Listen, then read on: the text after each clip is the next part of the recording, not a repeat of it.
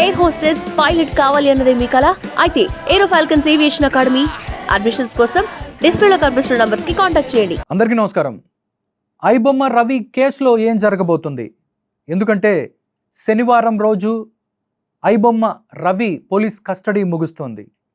మళ్ళీ ఐబొమ్మ రవి రిమాండ్కి వెళ్ళబోతున్నారా, లేకపోతే బెయిల్పై విడుదలవ్వబోతున్నారా? దాంతోపాటు టెక్నాలజీకి సంబంధించి ఏ సెక్షన్స్ యాడ్ అయ్యాయి, ఏ విధంగా ఈ కేసు ముందుకెళ్ళబోతుంది, ఈ విషయాలు మనతో మాట్లాడటానికి ప్రముఖ అడ్వకేట్ సలీం గారు ఉన్నారు. దాంతోపాటు సైబర్ క్రైమ్ ఎక్స్పర్ట్ విజయ్ గారు ఉన్నారు. దీనికి సంబంధించి మనతో మాట్లాడటానికి వాళ్ళతో మాట్లాడదాం, మరిన్ని విషయాలు తెలుసుకుందాం. నమస్తే సలీం భాయ్. నమస్తే సార్. నమస్కారం సార్. నమస్కారం విజయ్ గారు. నమస్తే సార్. అంటే ఈరోజు ఐబొమ్మ రవి కేసు మనం చూస్తే ఒక రెండు ఉంటాయి అన్నమాట. అంటే ఐబొమ్మ రవి కేసులో అసలు ఏం జరగబోతుంది, న్యాయ విచారణకు సంబంధించి పోలీస్ కస్టడీ తర్వాత ఏ విధంగా ఉండబోతుంది, దాంతోపాటు మొన్న డీజీపీ గారు మాట్లాడిన దాన్ని బట్టి పైరసీకి సంబంధించి ఆయన పైరసీ కూడా కొన్ని చేయలేదు, ఏదో చిన్న సెక్షన్స్ ఏ ఉంటాయని కూడా మాట్లాడుతున్నారు. దీనికి సంబంధించి ఒక పక్క న్యాయానికి సంబంధించి, టెక్నాలజీకి సంబంధించి మీ ఇద్దరితో కూడా ఒక మంచి ఇంటర్వ్యూ చేయాలి మిమ్మల్ని పిలిపించాను. Thank you so much Vijay గారు అండ్ సలీం భాయ్, మీరు మా స్టూడియోకి వచ్చినందుకు. సలీం భాయ్, మొదటిగా మీతోనే స్టార్ట్ చేద్దాం. రేపటితో ఐబొమ్మ రవి పోలీస్ కస్టడీ ముగుస్తోంది. అసలు ఏం జరగబోతుంది? జనాలు కన్ఫ్యూజ్లో ఉన్నారు. ఎందుకంటే కొన్ని రోజులు ఆయన్ని కస్టడీలో తీసుకొని మళ్ళీ కస్టడీ ఎక్స్చేంజ్ చేశారు. మీరు మళ్ళీ ఏం జరగబోతుంది ఈ కేసులో అంటే ఏం చెప్తారు సలీం భాయ్ మీరు? ఫస్ట్ క్రైమ్ నెంబర్ 1555 అంటే 1555/25 సైబర్ క్రైమ్ పోలీస్ స్టేషన్ల కంప్లైంట్ ఇచ్చిన కేసులో అతని కస్టడీ తీసుకున్నారు. కోర్ట్ నెంబర్ 12 అది. ఓకే. సో దాంట్లో 5 days తీసుకున్నారు. ఇది వేరే కేసు ఉంది. ఇది మళ్ళీ ఇంకో కేసు, వేరే కేసు. ఇది కోర్ట్ నెంబర్ 9 అండ్ ఇది నేను అనుకుంటాను, ఇది డాక్యుమెంట్ అయితే నాకు చేతికి రాలేదు. బెట్టింగ్ యాప్ మీద ఎవరు లూజ్ అయ్యారు మనీ, సో దాని మీద ఈ 3 days కస్టడీ తీసుకున్నారు. సో ఆ టెక్నికల్ బేస్ మీద అంటే వేరే కేసులో కస్టడీ తీసుకున్నారు. ముందు తెలంగాణ ఫిల్మ్ ఛాంబర్స్ ఇచ్చిన కేసులో కస్టడీ దాంట్లో తీసుకోలేదు. ఇది అప్డేట్. ఓకే. ఏం జరగబోతుంది అంటే మీరు మళ్ళీ ఈ కేసుకు సంబంధించి మీరు మళ్ళీ కలిసారా, లేకపోతే ఏం జరుగుతుంది ఏంటంటే ఏం చెప్తారు మీరు? ఈ రోజే నేను వచ్చాను, మార్నింగ్ కలుద్దామండి. ఎందుకంటే లాస్ట్ టైం నేను ఫ్రైడేనే అతనికి కమిట్మెంట్ ఇచ్చాను, నేను వచ్చి రేపు కలుస్తానని. కానీ సాటర్డే వెళ్ళలేదు నేను. ఓకే. సో మరి నేను వేరే కేసులో అది హైకోర్టులో బిజీ అయిన తర్వాత మండే తర్వాత ట్యూస్డే అలా బిజీ అయ్యాను. సో ఈ రోజు వెళ్ళి కలిశాను. వెళ్ళక ముందు వాళ్ళ ఫాదర్ కూడా నేను ఫోన్ చేశాను. నేను హైదరాబాద్ వచ్చాను సార్ అంటే, సలీం గారు మీరు వెళ్ళి మా బాబుతో నాకు మాట్లాడించండి. నేను అక్కడ వెళ్ళి సార్తో మాట్లాడాను. వాళ్ళంతా బిజీగా ఉన్నారు సార్తో. మరి వేరే వాళ్ళకి రవితో కలిసాను. ఫస్ట్ రవితో కలిసి చెప్పాను. అంతే, నన్ను చూసి ఇంప్రెస్ అయ్యాడు, హ్యాపీ ఫీల్ అయ్యారు. మనం ఏం చెప్పాలని నేను చెప్పేశాను. చెప్పేసిన తర్వాత నేను చెప్పాను, నీకు ఏదో సహాయం నేను రెడీ ఉన్నానని. సర్లే అన్నాను. మరి వాళ్ళకన్నారు, సార్ ఇంకా ఫర్దర్ మెసేజ్ ఏమైనా ఇవ్వాలంటే, ఏం లేదు వాళ్ళ ఫాదర్ ఒకసారి మీరు ఫోన్ చేసి చెప్పేసండి ఆ మాట చెప్పేసి నేను వచ్చేసాను. ఓకే. నేను ఎక్కువ ఎంటర్టైన్ చేయలేదు. ఓకే. సలీం భాయ్, అంటే ఐబొమ్మ రవి కేసుకు సంబంధించి కొంతమంది అడ్వకేట్స్ ఎవరైతే ఉన్నారో వాళ్ళు ఈ కేసుకు సంబంధించి, ఆయన మొన్న పోలీసు విచారణప్పుడు కూడా ఒక అడ్వకేట్ అక్కడ ఉన్నారు, వేరే శ్రీనాథ్ గారు అనే ఒక అడ్వకేట్ కూడా చేస్తున్నారు. అంటే మీరు అంటే ఫస్ట్ మీరు కోడికత్తి కేసుకు సంబంధించి, గులకరాయి కేసుకు సంబంధించి కూడా మీరు ఏం చేశారంటే, మీరు స్వచ్ఛందంగా వచ్చి మీరు వాళ్ళకి హెల్ప్ చేయాలి అంటే అప్పుడు కూడా వచ్చారు, ఇప్పుడు అలాగే వచ్చారా? అసలు ఈ కేసుకు సంబంధించి మీరు బయటికి రావాల్సిన అవసరం ఎందుకు వచ్చిందంటే ఏం చెప్తారు? నేను చెప్తాను. అసలు ఈ సోషల్ మీడియాలో వచ్చిన తర్వాత ఐబొమ్మ రవి విశాఖపట్నం నివాసి అంటే నేను వచ్చేసాను. ఓకే. లేకుంటే ఆయన ఇప్పుడు రాజమండ్రి అనుకోండి, లేకుంటే విజయవాడ, ఆయన హైదరాబాద్ అయితే నేను రాను. ఓకే. నాకు అసలు లేదు. ఆ లోకల్ ఫీలింగ్ వల్లే ఎవరైనా ఇప్పుడు మొన్న ఏది తెనాలిలో పోలీసు వాళ్ళు డే లైట్ లా కొట్టారు కదా. అవునండి. ఆ సమయంలో చాలా మంది పోలీసు వాళ్ళు అడ్వకేట్స్ అన్నారు, ఏం సార్ మీరు తీసుకుంటారేమో అనుకున్నారు, ఆ కేసు ఏం తీసుకోలేదు. అవును. ప్రతి కేసుకి నేను డోర్ సర్వీస్ చేయాలంటే నాకు కూడా అంత టైం ఉండాలి కదా. అవును. నేను చేయలేను సార్. చాలా మంది లాయర్స్ ఉన్నారు దాంట్లో. అయితే జగన్మోహన్ రెడ్డి అవును ఇన్వాల్వ్ అయ్యాడు. అవును అయినా కానీ మీరు ధైర్యంగా ముందుకు వచ్చారు ఆ టైంలో. అవును. సో దాంట్లో నాకు ఎందుకంటే ఇది మన వైజాగ్ నివాసి కదా, సో ఆ ఫీలింగ్ మీద వచ్చాను. ఆ ఫీలింగ్ మీద నేను వెళ్ళి వాళ్ళ ఫాదర్తో మాట్లాడాను. నేను ఒకటే మాట అన్నాను, నేను ₹1 ఆశించాను, మీరు పేపర్ మీద సైన్ చేయండి వకాలత్తా మీద, నేను తీసుకుంటాను. అయితే ఆయన అన్నాడు, నేను సైన్ చేయను, నాకు హెల్త్ ఇష్యూ ఉన్నాయి, చాలా ప్రాబ్లం ఉంది, ఉన్నాయి, తిరగలేను కోర్టు చుట్టూలు. ఆ డబ్బుల విషయం కూడా నేను ఇది చేస్తాను, కానీ మీరు పుణ్యం పనికి వెళ్తాను అంటున్నారు కదా, మీరు వెళ్ళి రవితో మీరు మాట్లాడండి, ఆ పుణ్యం మీరు రవితో పంచుకోండి అన్నాడు. అంతే. అంటే ఎందుకంటే ప్రజలు ఎవరైతే ఉన్నారో వాళ్ళందరూ కూడా ఐబొమ్మ రవికి మద్దతు వస్తుంది కాబట్టి డెఫినెట్లీగా దానికి సంబంధించి మీరు న్యాయశాస్త్రంలో ఉన్నారు కాబట్టి ఒక లాయర్ గా హెల్ప్ చేద్దామని అనుకున్నారు. అంతే. మరి చాలా మంది ఇప్పుడు మీడియా వాళ్ళు కూడా అడుగుతున్నారు, అది సార్ లాయర్ దగ్గర వచ్చి సాయం అడుగుతారు, మీరేమో వాళ్ళ రివర్స్ లో వెళ్ళి మీరు అంటే మనం ఏదన్నా ఎవరికన్నా మంచి చేయాలనుకుంటే వెళ్ళి నేను ఇట్లా చేస్తాను అని చెప్పి తప్పులేదు కదా. ఓకే. అంటే ఇప్పుడు అంటే నేను నా ఉత్సాహం చూపించాను, అంటే మీరు ఏదైనా ఆపదలో ఉన్నా అనుకో 104 108 లాగా మీ డోర్ కి వస్తాను. ఓకే. అంతే కదా. ఏదైనా ప్రాబ్లం ఉందంటే ముందుకొచ్చి రకరకాలుగా ఉంటారు కాబట్టి మీరు కూడా డోర్ సర్వీస్ ఉంది, అవునా కదా, అట్లా వచ్చారు. అలా వచ్చాను, అంత ఇది లేదు నా version sir. Okay. Next Vijay గారి దగ్గరికి వద్దాం. విజయ్ గారు ఒక్కసారి టెక్నికల్ దానికి సంబంధిస్తే చాలా మంది ఏం చెప్పారంటే ఈయన ఐబొమ్మ రవి అసలు బయటికి రాడు, ఆయనకు వచ్చే పరిస్థితి లేదు, ఆయన మీద ఆ కేసులు ఉన్నాయి, ఈ కేసులు ఉన్నాయి, 4-5 ఎఫ్ఐఆర్లు ఉన్నాయి అని కూడా మాట్లాడుకుంటున్న పరిస్థితి.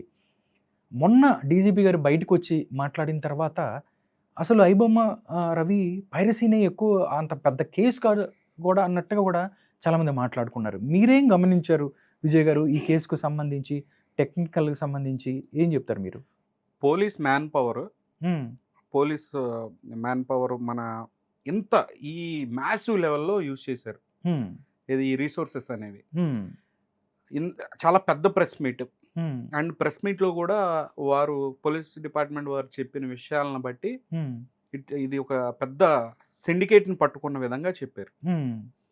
ఆ క్రమంలో ఆ రోజు నుంచి ఈ రోజు వరకు మొత్తం అనలైజ్ చేసి చూసుకుంటే, ఓకే, కేసు ఇప్పుడు ఛార్జ్ షీట్ ఫైల్ అవ్వలేదు కాబట్టి ఏం రాశారు ఏంటి అనేది పక్కన పెడితే, మొన్న ప్రెస్ మీట్తో మనకేమర్థమైంది, ఇక్కడ 3 విషయాలు తీసుకోండి మెయిన్గా.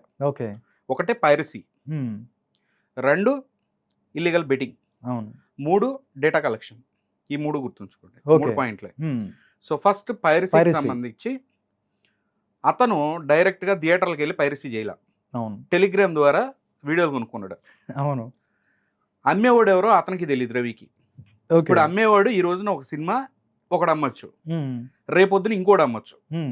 ఇప్పుడు ఫర్ ఎన్ ఎగ్జాంపుల్ మనం ఎట్లా చెప్పచ్చు అంటే, ఇప్పుడు బ్రేకింగ్ న్యూస్ ఉంది, ఆ బ్రేకింగ్ న్యూస్ని మీ మీడియా ఛానల్స్ అన్ని ఎలా పోటీ పడతారు, ఫస్ట్ నాకు ఇవ్వండి, అవసరమైతే ఒక 5,000-10,000 ఇస్తా నాకు హీరా బాబు అని అంటారు. అవును, ఎందుకంటే ముందుగా మేము చెప్పాలి అన్న టీఆర్పీ కానివ్వండి ఇవి ఉంటాయి కదా బేసిక్గా. అందుకని దాన్ని బట్టి ఆ రేట్ ఉంటుంది. సెకండ్ అమ్మినాడుకి ఒక రేటు, థర్డ్ అమ్మినాడు అంటే స్టెప్ బై స్టెప్ అదే ప్రొసీజర్. అంటే లైక్ మోడస్ ఆపరండి చెప్తున్నాను నేను. ఇవి కూడా అంతే, సినిమా రిలీజ్ అయినా కొన్ని నిమిషాల్లో ఎవడు ముందుకు ఇస్తాడు దానికి రేటు కట్టుకుంటారు వీళ్ళు బేసిక్గా. అవి కొన్ని హోస్టింగ్ ఛానల్స్ వెబ్సైట్స్ ద్వారా, లేదంటే టెరాబాక్స్ అనే ఒక వెబ్సైట్ ఉంది, అంటే ఒక డేటాబేస్ ఉంది, దాని నుంచి కానివ్వండి లింక్ షేర్లు చేసుకొని పేమెంట్ ట్రాన్సాక్షన్ చేసుకుంటారు. ఇదిగో ఈ సినిమాకి ఎంత ఇస్తా అని చెప్పి కొనుక్కుంటారు. ఆ సినిమాని కొనుక్కొని ఎన్హాన్స్ చేస్తారు ఆ వీడియోని. రవి చేసింది అదే, అంటే కొంచెం డార్క్గా కొంచెం చీకటిగా ఉన్న దాన్ని కొంచెం ఎన్హాన్స్ చేసి దాన్ని పబ్లిష్ చేసుకుంటాడు. కొన్ని వెబ్సైట్స్ నుంచి కొనుక్కుంటాడు, కొనుక్కొని పబ్లిష్ చేసుకుంటాడు. ఇదంతా ఒక బిజినెస్ ఎక్కడ ఉంది, సెయింట్ కెట్రిన్స్ ఏదో ఉంది కదా ఐలాండ్, అక్కడ ఉంది. సో అక్కడ ఆ కంట్రీతో మనకి ఎంలైట్ అగ్రిమెంట్స్ లేవు. యాక్చువల్గా జాయింట్ సిపి గారు ఏమన్నారంటే, ప్రతి కంట్రీతో మనకు ఒక ఎంలైట్ అగ్రిమెంట్ ఉంటుంది. ఇంటర్పోల్లో నేను వర్క్ చేశాను. ఎంలైట్ అగ్రిమెంట్ ఇన్ ద సెన్స్ ఈ మ్యూచువల్గా లీగల్గా ఈ హెల్ప్ని అసిస్టెన్స్ని మనం ఎంలైట్ అగ్రిమెంట్స్ అంటాం. ఆ కరేబియన్ ఐలాండ్స్కి సంబంధించిన కంట్రీస్తో ఒక 4-5 దీటితోనే మనకి ఎంలైట్ ఉంది. రవి ఎక్కడైతే సిటిజన్షిప్ ఉందో ఆ కంట్రీతో ఎంలైట్ అగ్రిమెంట్స్ లేవు మనకి, లేవు అంటే రెస్పాండ్ అవరు. అక్కడ సర్వర్లు, అక్కడ సంబంధించిన బ్యాంక్ డేటాకి సంబంధించి ఏమున్నా రెస్పాండ్ అవరు, ఆన్సర్ చేయరు. 80 లక్షలు పెట్టి సిటిజన్షిప్ కొనుక్కున్నాడు. అది లీగలా ఇల్లీగల్ అంటే ఇండియాలో అది ఇల్లీగల్ అని అంటాం, ఆ కంట్రీలో లీగల్ అది. మీకు అర్థమైంది కదా. అవును. సో ఇదొక ఇష్యూ ఉంది. ఓకే. సో దానికి వాళ్ళు కోఆపరేట్ చేయరు, 100కి 200% కోఆపరేట్ చేయరు. సో రెండోది ఏంటి, జాయింట్ కమిషనర్ గారే అదే ఐ మీన్ ప్రెస్ మీట్లోనే చాలా క్లియర్గా ఏం చెప్పారంటే పైరసీకి సంబంధించి ఏదైనా డైరెక్ట్ ఇన్వాల్వ్మెంట్ లేదు. మరి ఎవరు ఇన్వాల్వ్మెంట్ ఉంది? కామన్ పీపుల్ ఇన్వాల్వ్మెంట్ ఉంది. ఇక్కడ రవి ఒకడు కాదు, కొన్ని వేల మంది, చాలా మంది ఉన్నారు. ఆ రవిలో ఒకడు ఏసీ మెకానిక్, ఏసీలో కెమెరాలు పెట్టి థియేటర్ నుంచి వీడియోలు తీసి అప్లోడ్ చేసే టెలిగ్రామ్ ద్వారా. ఒకడు పాప్కార్న్ లో పెట్టి తీసాడు. వాడు మైనర్ అయ్యి ఉండొచ్చు, వాడు ఇంటర్ +2 చదివేవాడు అయ్యి ఉండొచ్చు, ఒక ఇంజనీరింగ్ కూడా అయ్యి ఉండొచ్చు, 60 ఏళ్ళ ముసలోడు కూడా, 80 ఏళ్ళ ముసలోడు కూడా అయ్యి ఉండొచ్చు, ఎవడైనా అయ్యి ఉండొచ్చు. రవి ఒకడు కాదు, చాలా మంది. ఓకే, ఆ కాంటెక్స్ట్ లో తీసుకుంటే నెక్స్ట్ వచ్చేసి ఏంటిది, బెట్టింగ్ వెబ్సైట్. బెట్టింగ్ వెబ్సైట్లకు వచ్చి యాడ్ ఏజెన్సీలు ఏం ప్లే చేస్తాయి? ఇప్పుడు మీరు వీడియో అప్లోడ్ చేస్తారు, దీన్ని మన వీడియో, దాని మీద వచ్చే యాడ్ ని మీరు కంట్రోల్ చేయగలరా? అది డైరెక్ట్ గా యూట్యూబ్ నుంచి వచ్చింది, లేకపోతే వచ్చేవి కదా, అవి థర్డ్ పార్టీ సర్వీసెస్. అవును. రవికి సంబంధించిన వెబ్సైట్ లో ఈ యాడ్ ఏజెన్సీలు ఏవైతే ఉన్నాయో అవన్నీ third party in the sense అది లీగలా ఇల్లీగలా మనం దాన్ని డిఫైన్ చేయలేము. దాని నేచర్ ఆఫ్ వర్క్ మనం డిఫైన్ చేయలేము. ఎందుకు? అవి కూడా అక్కడికి సంబంధించిన వెబ్సైట్స్ కూడా ఏవైనా పబ్లిష్ చేసుకుంటారు. వాళ్ళు పాన్ అక్కడ లీగల్ అయితే పాన్ కూడా చేసుకుంటారు. సో పైన ప్లే అయిన యాడ్లే. ఏ వెబ్సైట్ అయినా సరే మీరు చూసుకుంటే చాలా పాన్ వెబ్సైట్ లో SBI బ్యాంక్ యాడ్లు వస్తాయి, తెలుసా మీకు? ICICI బ్యాంక్ యాడ్లు కూడా వస్తాయి, ఏది పాన్ వెబ్సైట్స్ లో. వాటికి ఈ యాడ్లకి కంట్రోల్ ఉండదు, ఇది ఒక అల్గారిథం. ఎక్కడైతే ఎక్కువగా ట్రాఫిక్ ఉంటుందో, ఏ వెబ్సైట్ ఉంటుందో అక్కడ ఆటోమేటిక్ గా యాడ్ కంపెనీస్ అన్ని పాపప్ అయిపోతాయి. దీనికి సంబంధించిన రెవెన్యూ అంతా కూడా వెబ్సైట్ ఓనర్ కి ఎంతో కొంత షేరింగ్ ఉంటుంది. ఆ వెబ్సైట్ ఓనర్ కి వచ్చేసినాయి. అది ఇల్లీగల్ ఎక్కడ అని అంటే అక్కడ లీగలే. ఓకే, సో తప్పు ఎవరిది? మనదే. మనం కంట్రోల్ చేయలేకపోయాం వెబ్సైట్ ని. అవును. ఇప్పుడు వాడు ఏమంటాడు, ఎవరైనా అంటే నా పాయింట్ ఆఫ్ వ్యూ చెప్తున్నా, మావి ఏమైనా పబ్లిష్ అయితే పర్టికులర్గా ఇండియాలో పబ్లిష్ చేయాలని ఏం www. అంటే వరల్డ్ వైడ్ లో ఎక్కడైనా పబ్లిష్ అవుతుంది. మీకు ఇష్టం లేకపోతే మీరు బ్లాక్ చేసుకోండి. అంటే ఫోర్స్ఫుల్గా ఏం చేయట్లా. ఇప్పుడు డొమైన్ స్విచ్చింగ్ మనం టెక్నికల్గా తీసుకుంటే, అవును, ఒక లింక్ బ్లాక్ చేశారండి, రెండో లింక్ ఇక్కడ ప్లే అవుతుంది.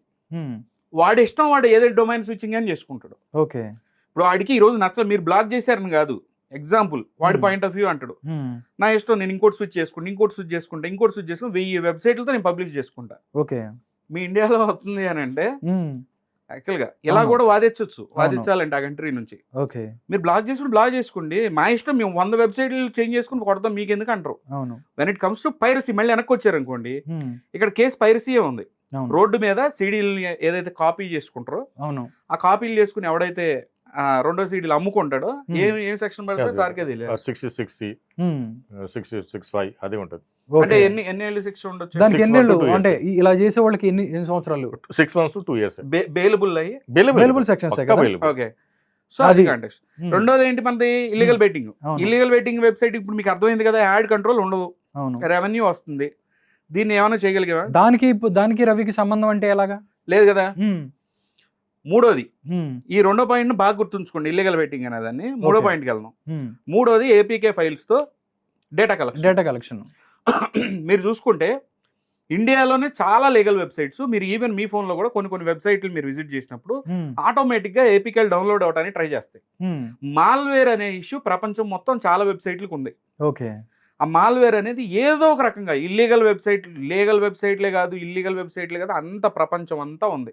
మీరు ఖాళీగా ఉన్న పెన్ డ్రైవ్లో కూడా ఏదో ఒక మాల్వేర్ ఉంటుంది. ఓకే, అని మీరు ఇప్పుడు తెచ్చుకున్న పెన్ డ్రైవ్ మీద మీరు కేసు వేయలేరు కదా. ప్రతి పెన్ డ్రైవ్ లో, ప్రతి ఇంతకుముందు సీడీలో కూడా చిన్నది ఒక మాల్వేర్ బయట ఎక్కడ కూడా ఉంటుంది. ఓకే, అవును. ఆ మాల్వేర్ అనే ఇష్యూ అందరికి ఉన్న ఇష్యూవే. ఏ వెబ్సైట్ ట్రాఫిక్ ఎక్కువ ఉందో అక్కడే కూర్చొని ఉంటాయి ఆ మాల్వేర్లు. ఓకే, అక్కడికి వెళ్ళినప్పుడు అవి ప్రిటెండ్ చేస్తాయి, నేను ఈ ఒరిజినల్ వెబ్సైట్కి సంబంధించిన డౌన్లోడ్ అవ్వాలి అన్నట్టుగా ట్రై చేస్తాయి. ఓకే, అవి డౌన్లోడ్ అయిపోయి ఇన్స్టాల్ అయిపోయి వెళ్తాయి. ఇవన్నీ కూడా సో ఇవన్నీ కూడా రవి వెబ్సైట్ని ఒక ఛానల్గా తీసుకున్నాయి అని కూడా అనుకోవచ్చు కదా. అవును. సో ఆ కాంటెక్స్ట్ లో తీసుకుంటే రవి ఇన్వాల్వ్మెంట్ లేదు కదా, అట్లా కూడా ఫైట్ చేసుకోవచ్చు. సో మళ్ళా రెండోది మీరు తీసుకుంటే, ఏది రెండో విషయం ఏంటి, ఇల్లీగల్ బెట్టింగ్ గురించి. ఓకే, ఇల్లీగల్ బెట్టింగ్ సంబంధించి ఇప్పుడు నా ఫైట్ అదే కదా. సంబంధించి మన రవికి సంబంధించిన అకౌంట్లు ఎక్కడి, కరేబియన్ ఐలాండ్స్ కానీ ఇంకోటి అక్కడ ఉంది. నేనేమంటానంటే నిధి అగర్వాల్కి సంబంధించిన బ్యాంక్ అకౌంట్లు ఎక్కడియే కదా, ప్రకాష్ రాజుకి సంబంధించిన ఇక్కడే కదా, రాణాకి సంబంధించిన ఇక్కడే కదా. మీరు ఎందుకు చేయలేదు? మెట్రోకి సంబంధించి గవర్నమెంట్ అకౌంట్స్ దానికి ఎక్కడి నుంచి వచ్చినాయి? ఆ యొక్క కంపెనీ దేనికి చెందింది అని మనీ ట్రయల్ తీస్తే డైరెక్ట్ మనీ ట్రయల్ కదా. అవును. వీళ్ళందరినీ ఫస్ట్ బొక్కలో వేసేయచ్చు కదా, లోపల వేసేయచ్చు కదా. అంతేగా. My point of view. అవును. అసలు రవితో మీరు ఏం చేసేది అంటే కొండను బట్టి ఎలికే కాదు, కొండ దోవలేదు, కనీసం చిన్న గొయ్యి కూడా దోవలేదు అంట నేను. అంటే చాలా ఫెయిర్గా దీన్ని ఇన్వెస్టిగేషన్ చేయాలంటే, అంటే నేను దీనిలోకి రావడానికి, దీని గురించి మాట్లాడడానికి కారణం అది. మనకి ఎదురుగా ట్రైల్ కనపడుతుంది కదా. అవును. ఇప్పుడు ఫర్ ఎన్ ఎగ్జాంపుల్ ఒకటి చెప్తానండి, OLX లో ఎన్ని స్కామ్లు అయినాయండి.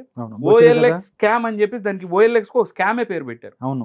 OLX ఏంటి, ఏదైనా వస్తువు యూజ్డ్ వస్తువులను అమ్ముకునే ప్రదేశం.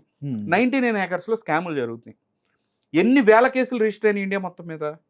మీ పోర్టల్ ఫౌండర్స్ ఎవరైతే ఉన్నారో 99 acres పోర్టల్ ఫౌండర్ని కానీ, OLX కి సంబంధించిన ఫౌండర్ని కానీ ఈ రోజుకైనా అరెస్ట్ చేశారా? తీసుకొచ్చి కూర్చోబెట్టరా? ఇన్ని వేల కేసులు జరిగితే ఒక్కడన్నా పెట్టారా?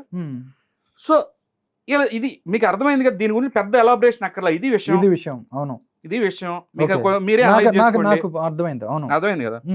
సో అడ్వకేట్ సలీం గారు ఏమన్నారంటే, మాకు ఇట్లా ఇష్యూ ఉంది, అవును, డిజిటల్ ఎవిడెన్స్ సంబంధించి ఇవి కొత్తగా వస్తున్నాయి కేసులు, మేము వాదించాము, చాలా కేసులు వాదించాం, సెక్షన్స్ అన్ని మాకు తెలుసు. When it comes to first of it's kind కేసులు ఇవన్నీ కూడా ఇప్పుడిప్పుడే పాపప్ అవుతున్నాయి. యాజ్ అడ్వకేట్స్ గా మాకు చాలా వీక్ గా ఉన్నాం ఈ విషయంలో. ఎందుకంటే 90% of the advocates good knowledge. Even Ram జెట్మాలని ఓడిపోతాడు. 2 years ఐటీ నాలెడ్జ్ ఉన్న ఒక అడ్వకేట్ ముందు రామ్ జెట్మాలని ఓడిపోతాడు నేను అనేది. ఎందుకంటే ఐటీ లాకి సంబంధించి డిజిటల్ ఎవిడెన్స్ ఏం సబ్మిట్ చేస్తున్నారు, అది క్లీన్గా ఉన్నాయా లేదా ఎవిడెన్స్లు అనేవి, ఎలా ఎక్వైర్ చేశారు, ప్రాపర్ సర్వర్ లాగ్స్ నుంచి వచ్చినాయా, లేదంటే వీళ్ళు థర్డ్ పార్టీ సర్వర్ అంటే ఒక బ్యాక్ డోర్ నుంచి తీసిన ఎవిడెన్స్లా. బ్యాక్ డోర్ నుంచి తీసిన ఎవిడెన్స్లు అయితే కనుక హైకోర్టులో ఓకే, సుప్రీంకోర్టులో అయితే నాన్ అడ్మిసిబుల్ అవ్వవు కదా. సో వీళ్ళ డౌట్స్ అనమాట. సో ఇది ఎంత క్లీన్గా ఉంది ఎవిడెన్స్, ఇది డైరెక్ట్గా how it is link to Ravi. Ravi నిన్ను ఈ యొక్క ఇల్లీగల్ బెట్టింగ్ సంబంధించిన ఎస్టాబ్లిష్మెంట్ జరగడానికి కావాల్సిన ఈ లాగ్స్ ఇవి కరెక్ట్గా ఉన్నాయా, థర్డ్ పార్టీ అక్కడ ఇన్వాల్వ్ అయిందా. సో దీన్ని అంటే చెప్తున్నా కదా, ఇక్కడ ఎక్కడ మ్యానిపులేట్ అవ్వకూడదు కేసు అనే ఇదిలో సలీం గారు ఒక వారం 10 రోజుల నుంచి ఈ వర్క్ మాట్లాడుతున్నారు, నాతో మాట్లాడుతున్నారు. విజయ్ గారు ఇది ఎట్లా ఉంటుంది ఇట్లా అడిగారు. ఓకే సార్, మేము టెక్నికల్ అసిస్టెన్స్ చెప్తాను, apart from what is Ravi ఈ యొక్క సబ్జెక్ట్ లో ఈ రకంగా ఉంటుంది అనేది అడిగారా నేను చెప్తూ ఉన్నాను. ఆ కాంటెక్స్ట్ లోనే మాట్లాడుతున్నారు. ఓకే, అంటే సలీం గారు, చాలా మంది నాకు ఒకటే అసలు సింపుల్ అంటే ఒక పైరసీ, ఒక సీడీ తీసుకొని వేరే ఇంకొక సీడీ తీసుకున్నంత ఈజీ ఉన్న కేసుని ఎందుకు ఇంత సంచలనం చేశారు? కొంతమంది ప్రొడ్యూసర్లు అయితే ఎన్కౌంటర్ చేయండి, సి కళ్యాణ్ లాంటి వ్యక్తులు ఎన్కౌంటర్ చేయమని కూడా మాట్లాడుతున్నాయి. ఎందుకంత అంటే వాళ్ళకి వీటి గురించి, ఈ లాస్ గురించో లేకపోతే వీటికి తెలియదు అనుకుంటారా? ఎలా? లేదు, ఇది సంథింగ్ ఫిషీ ఉంది అసలు దీంట్లో. ఇది కాదు, నేను మీకు మా మాట చెప్తాను. నేను ఇప్పుడు మన సూపర్ స్టార్ కమల్ హాసన్ అన్నారు, ఈ డిజిటల్ మూవీ మనం చూస్తున్నాం కదా ఫోన్ లాగిన్లా, అది తిరుపతి స్వామివారిని ఇంట్లో పెట్టిన బొమ్మ అది. కానీ తిరుపతి దర్శనం ఆనందం వేరే ఉంటది. అవును, డైరెక్ట్ వెళ్ళి చూస్తే దాని ఆనందం. ఇప్పుడు ప్రతి ఇంట్లో సాయిబాబా ఉంటారు, కానీ షిరిడీకి వెళ్ళేది మానేస్తారా? మనస్ఫూర్తిగా ఉంటది కదా, మనస్ఫూర్తిగా ఉంటది. సో దీంట్లో సంథింగ్ ఫిషీ ఉంది. ఈ సినిమా వాళ్ళు ఈ రవితో ఏదో పర్సనల్ గడ్స్ లాగానే నాకు కనిపిస్తుంది. కానీ ఇటువంటి వెబ్సైట్స్ చాలా ఉన్నాయంట, తమిళ్ వెబ్సైట్స్ ఉన్నాయి, అవి ఉన్నాయి, మూవీ రాక్స్ ఉన్నాయి, అవి చాలా ఉన్నాయి. కానీ ఇది సంథింగ్ ఫిషీ ఉంది దీంట్లో. ఒక పాయింట్. సెకండ్ పాయింట్ ఏమంటే, రవికి కావాలని ఇతనికి టార్గెట్ చేశారు, ఏదో ఉంది. కానీ దీంట్లో ఈ వ్యవహారాలు కూడా పోలీసు వాళ్ళది కూడా నేను చూస్తే, ఎందుకంటే ఇప్పుడు ఈ కేసు ఇంకా ఇనిషియల్ స్టేజ్లో అన్నీ ఉంది కదా, మరి పూర్తిగా నాకు ఇప్పుడు వెళ్ళి మాట్లాడి వచ్చాను. ఆయన జైలుకి వచ్చి మాట్లాడింది సార్ అన్న, నేను కూడా ఎక్కువ మాట్లాడలేను కదా అక్కడ. సో ఒకసారి ఆయన జైలుకి వెళ్ళిన తర్వాత వాళ్ళ ఫ్రెండ్స్ కూడా నాకు కలిసారు, వాళ్ళు కూడా ములాఖత్కి వెళ్ళారు, అప్పుడు డినై చేశారు. మండే తర్వాత నాకు క్లియర్ పిక్చర్ వస్తుంది ఈ కేసులో. అంటే బెయిల్ ఎవరైనా చెప్తాను, బెయిల్ ఎవరైనా వేయండి, ఐ డూ నాట్ వర్రీస్ అప్పుడు. కానీ ట్రయల్ మాత్రము మా విజయ్ గారు టెక్నికల్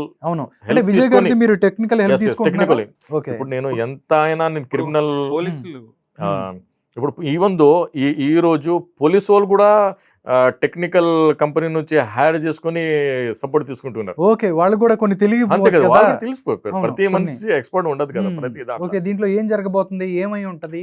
ఎలా ఇన్స్ట్రాక్ట్ చేయాలి అంటే ఎలా తీయాలి మ్మ్. అవును కదా. ఇప్పుడు కెమెరా ఉంది, నేను రిపేర్ చేయలేను, అవును, కెమెరా ముందు కూర్చొని మాట్లాడవచ్చు. మాట్లాడతాం. అవును, అంతే కదా. yes. సో అలానే పోలీసు కూడా టెక్నికల్ గా కొన్ని తెలియకపోతే.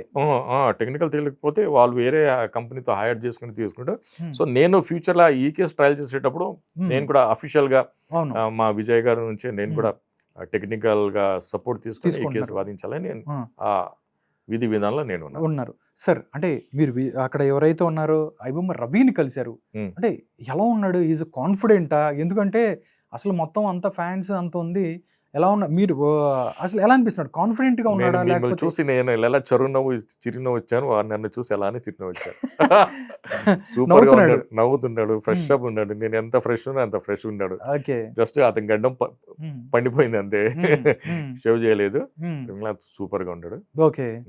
వాళ్ళ ఫాదర్ మెసేజ్ అతనికి ఇచ్చాను, వాళ్ళకి కూడా చెప్పాను సార్ నేను వచ్చాను, నేను ఒకసారి ఫాదర్ని ఫోన్ చేసి చెప్పాను ఆయన ఫాదర్ కూడా వెళ్ళక ముందు కూడా ఆయన ఫోన్ చేసి ఇచ్చాను.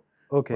నేను ఎక్కువ మాట్లాడలేదు, ఎందుకంటే ప్రివిలేజ్ టాకింగ్ ఉంటుంది. అవును, మనం ఏదైనా మాట్లాడాను లీడ్స్ కి వెళ్ళిపోతుంది పోలీస్, కానీ ములాఖాత్ చేసుకుని మాట్లాడతాను. ఓకే, బెయిల్ వచ్చే అవకాశం ఉందా? చాలా మంది ఫ్యాన్స్ ఎవరైతే ఉందో రవి ఫ్యాన్స్ అందరూ సార్ బెయిల్ వచ్చే అవకాశం, మొన్న మీ వీడియో కూడా చూశాను, వకీల్ సాబ్ ఎంటర్ అయ్యాడు అంటూ అట్లా వాళ్ళు కూడా వాళ్ళ ఆనందాన్ని, అంటే మేబీ వాళ్ళ ఆనందాన్ని మీ మీద ఆ గౌరవాన్ని వాళ్ళు అలా చూపిస్తున్నారు.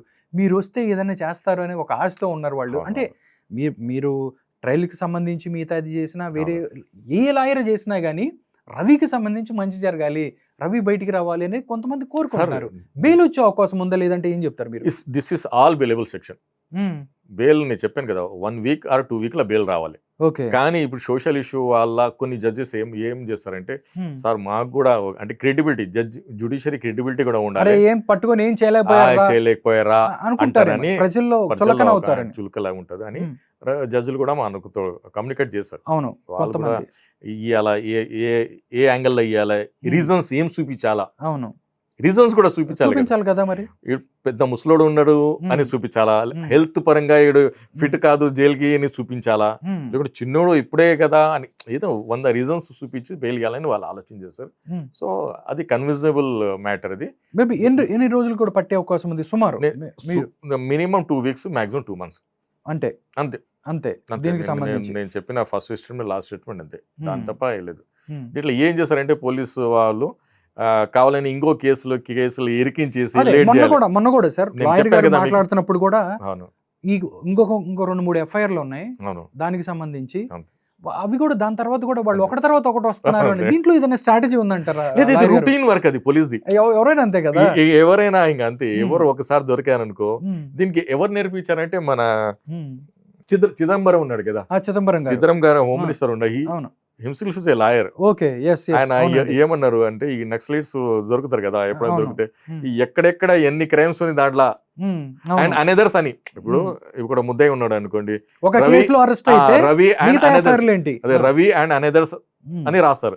ఆ నెదర్లా ఇతని పేరు ఇన్క్లూడ్ చేసి ఎఫ్ఐఆర్ చేస్తారు. అది పెద్ద టాక్టిక్, చాలా టాక్టిక్స్ అది. ఆయన ఇచ్చాడు ఇది పి చిదంబరం. ఏ క్రైమ్ లో కూడా చూడండి, ఒక 4-5 పేరు ఉంటారు కదా, ఆయన అనదర్స్ అని రాస్తారు. అనదర్ లేదు ఆ క్రైమ్ లో మీరు ఉన్నారని ఇతని పేరు ఇన్క్లూడ్ చేసి పిటి వారెంట్ చేస్తారు. లాస్ట్ టైం కూడా 5 FIR లో ఐబొమ్మ ఉంది అన్నారు కానీ, అవును దానిలో చూసుకుంటే 2 FIR లోనే ఐబొమ్మకి సంబంధించి లింక్స్ ఉన్నాయి, మిగతాయి లేవు కానీ మిగిలిన సార్ అన్నట్టు దీనికి సంబంధించిన లింక్లే అని కూడా అనొచ్చు కదా. ఎందుకంటే ఫౌండర్స్ ఎవరు అంటే ఎవరు క్లైమ్ ఎలిమెంట్స్ ఉండరు కదా, తెలియపోయినా ఇవి అదే కదా. అంతే ఇప్పుడు బెట్టింగ్ యాప్ ఎంత మంది విక్టిమ్స్ ఉన్నారు కదా, ఈ ఐబొమ్మతో ఇంటర్లింక్స్ ఏమున్నాయని దాంట్లో కూడా లింక్ అప్ చేస్తారు. ఓకే, అది స్ట్రాటజీ పోలీస్. ఆ కాంటెక్స్ట్ లో అడిగినప్పుడు మీరు అంది కరెక్టే ఆర్కే గారు. నేనేమంటానంటే సార్ చెప్పింది కరెక్టే. ఐబొమ్మకి పైన వచ్చే యాడ్ సెన్స్ ద్వారా లైక్ యాడ్ ఏజెన్సీస్ ఉంటాయి, అవును, వీళ్ళు రెవెన్యూ తీసుకుంటారు, ఏమైనా వేసుకుని చావండి అని. అవును, ఆ రెవెన్యూ వస్తుంది, ఆ యాడ్ ఏం వేసుకుంటున్నారు అని సంబంధం ఉండదు, చూడలేదు అంటలా. అవును, తెలుసు. అవును, ఇప్పుడు కోల్గేట్ టూత్ పేస్ట్ యాడ్ ఉన్న ఈ యాడ్లు వేయలేరు కదా వాళ్ళు, ఎందుకంటే థర్డ్ పార్టీ వెబ్సైట్లు వేరే కంట్రీలు రన్ చేసుకున్నప్పుడు వాడికి ఏం వీలుగా ఉందో అది వేసుకుంటాడు.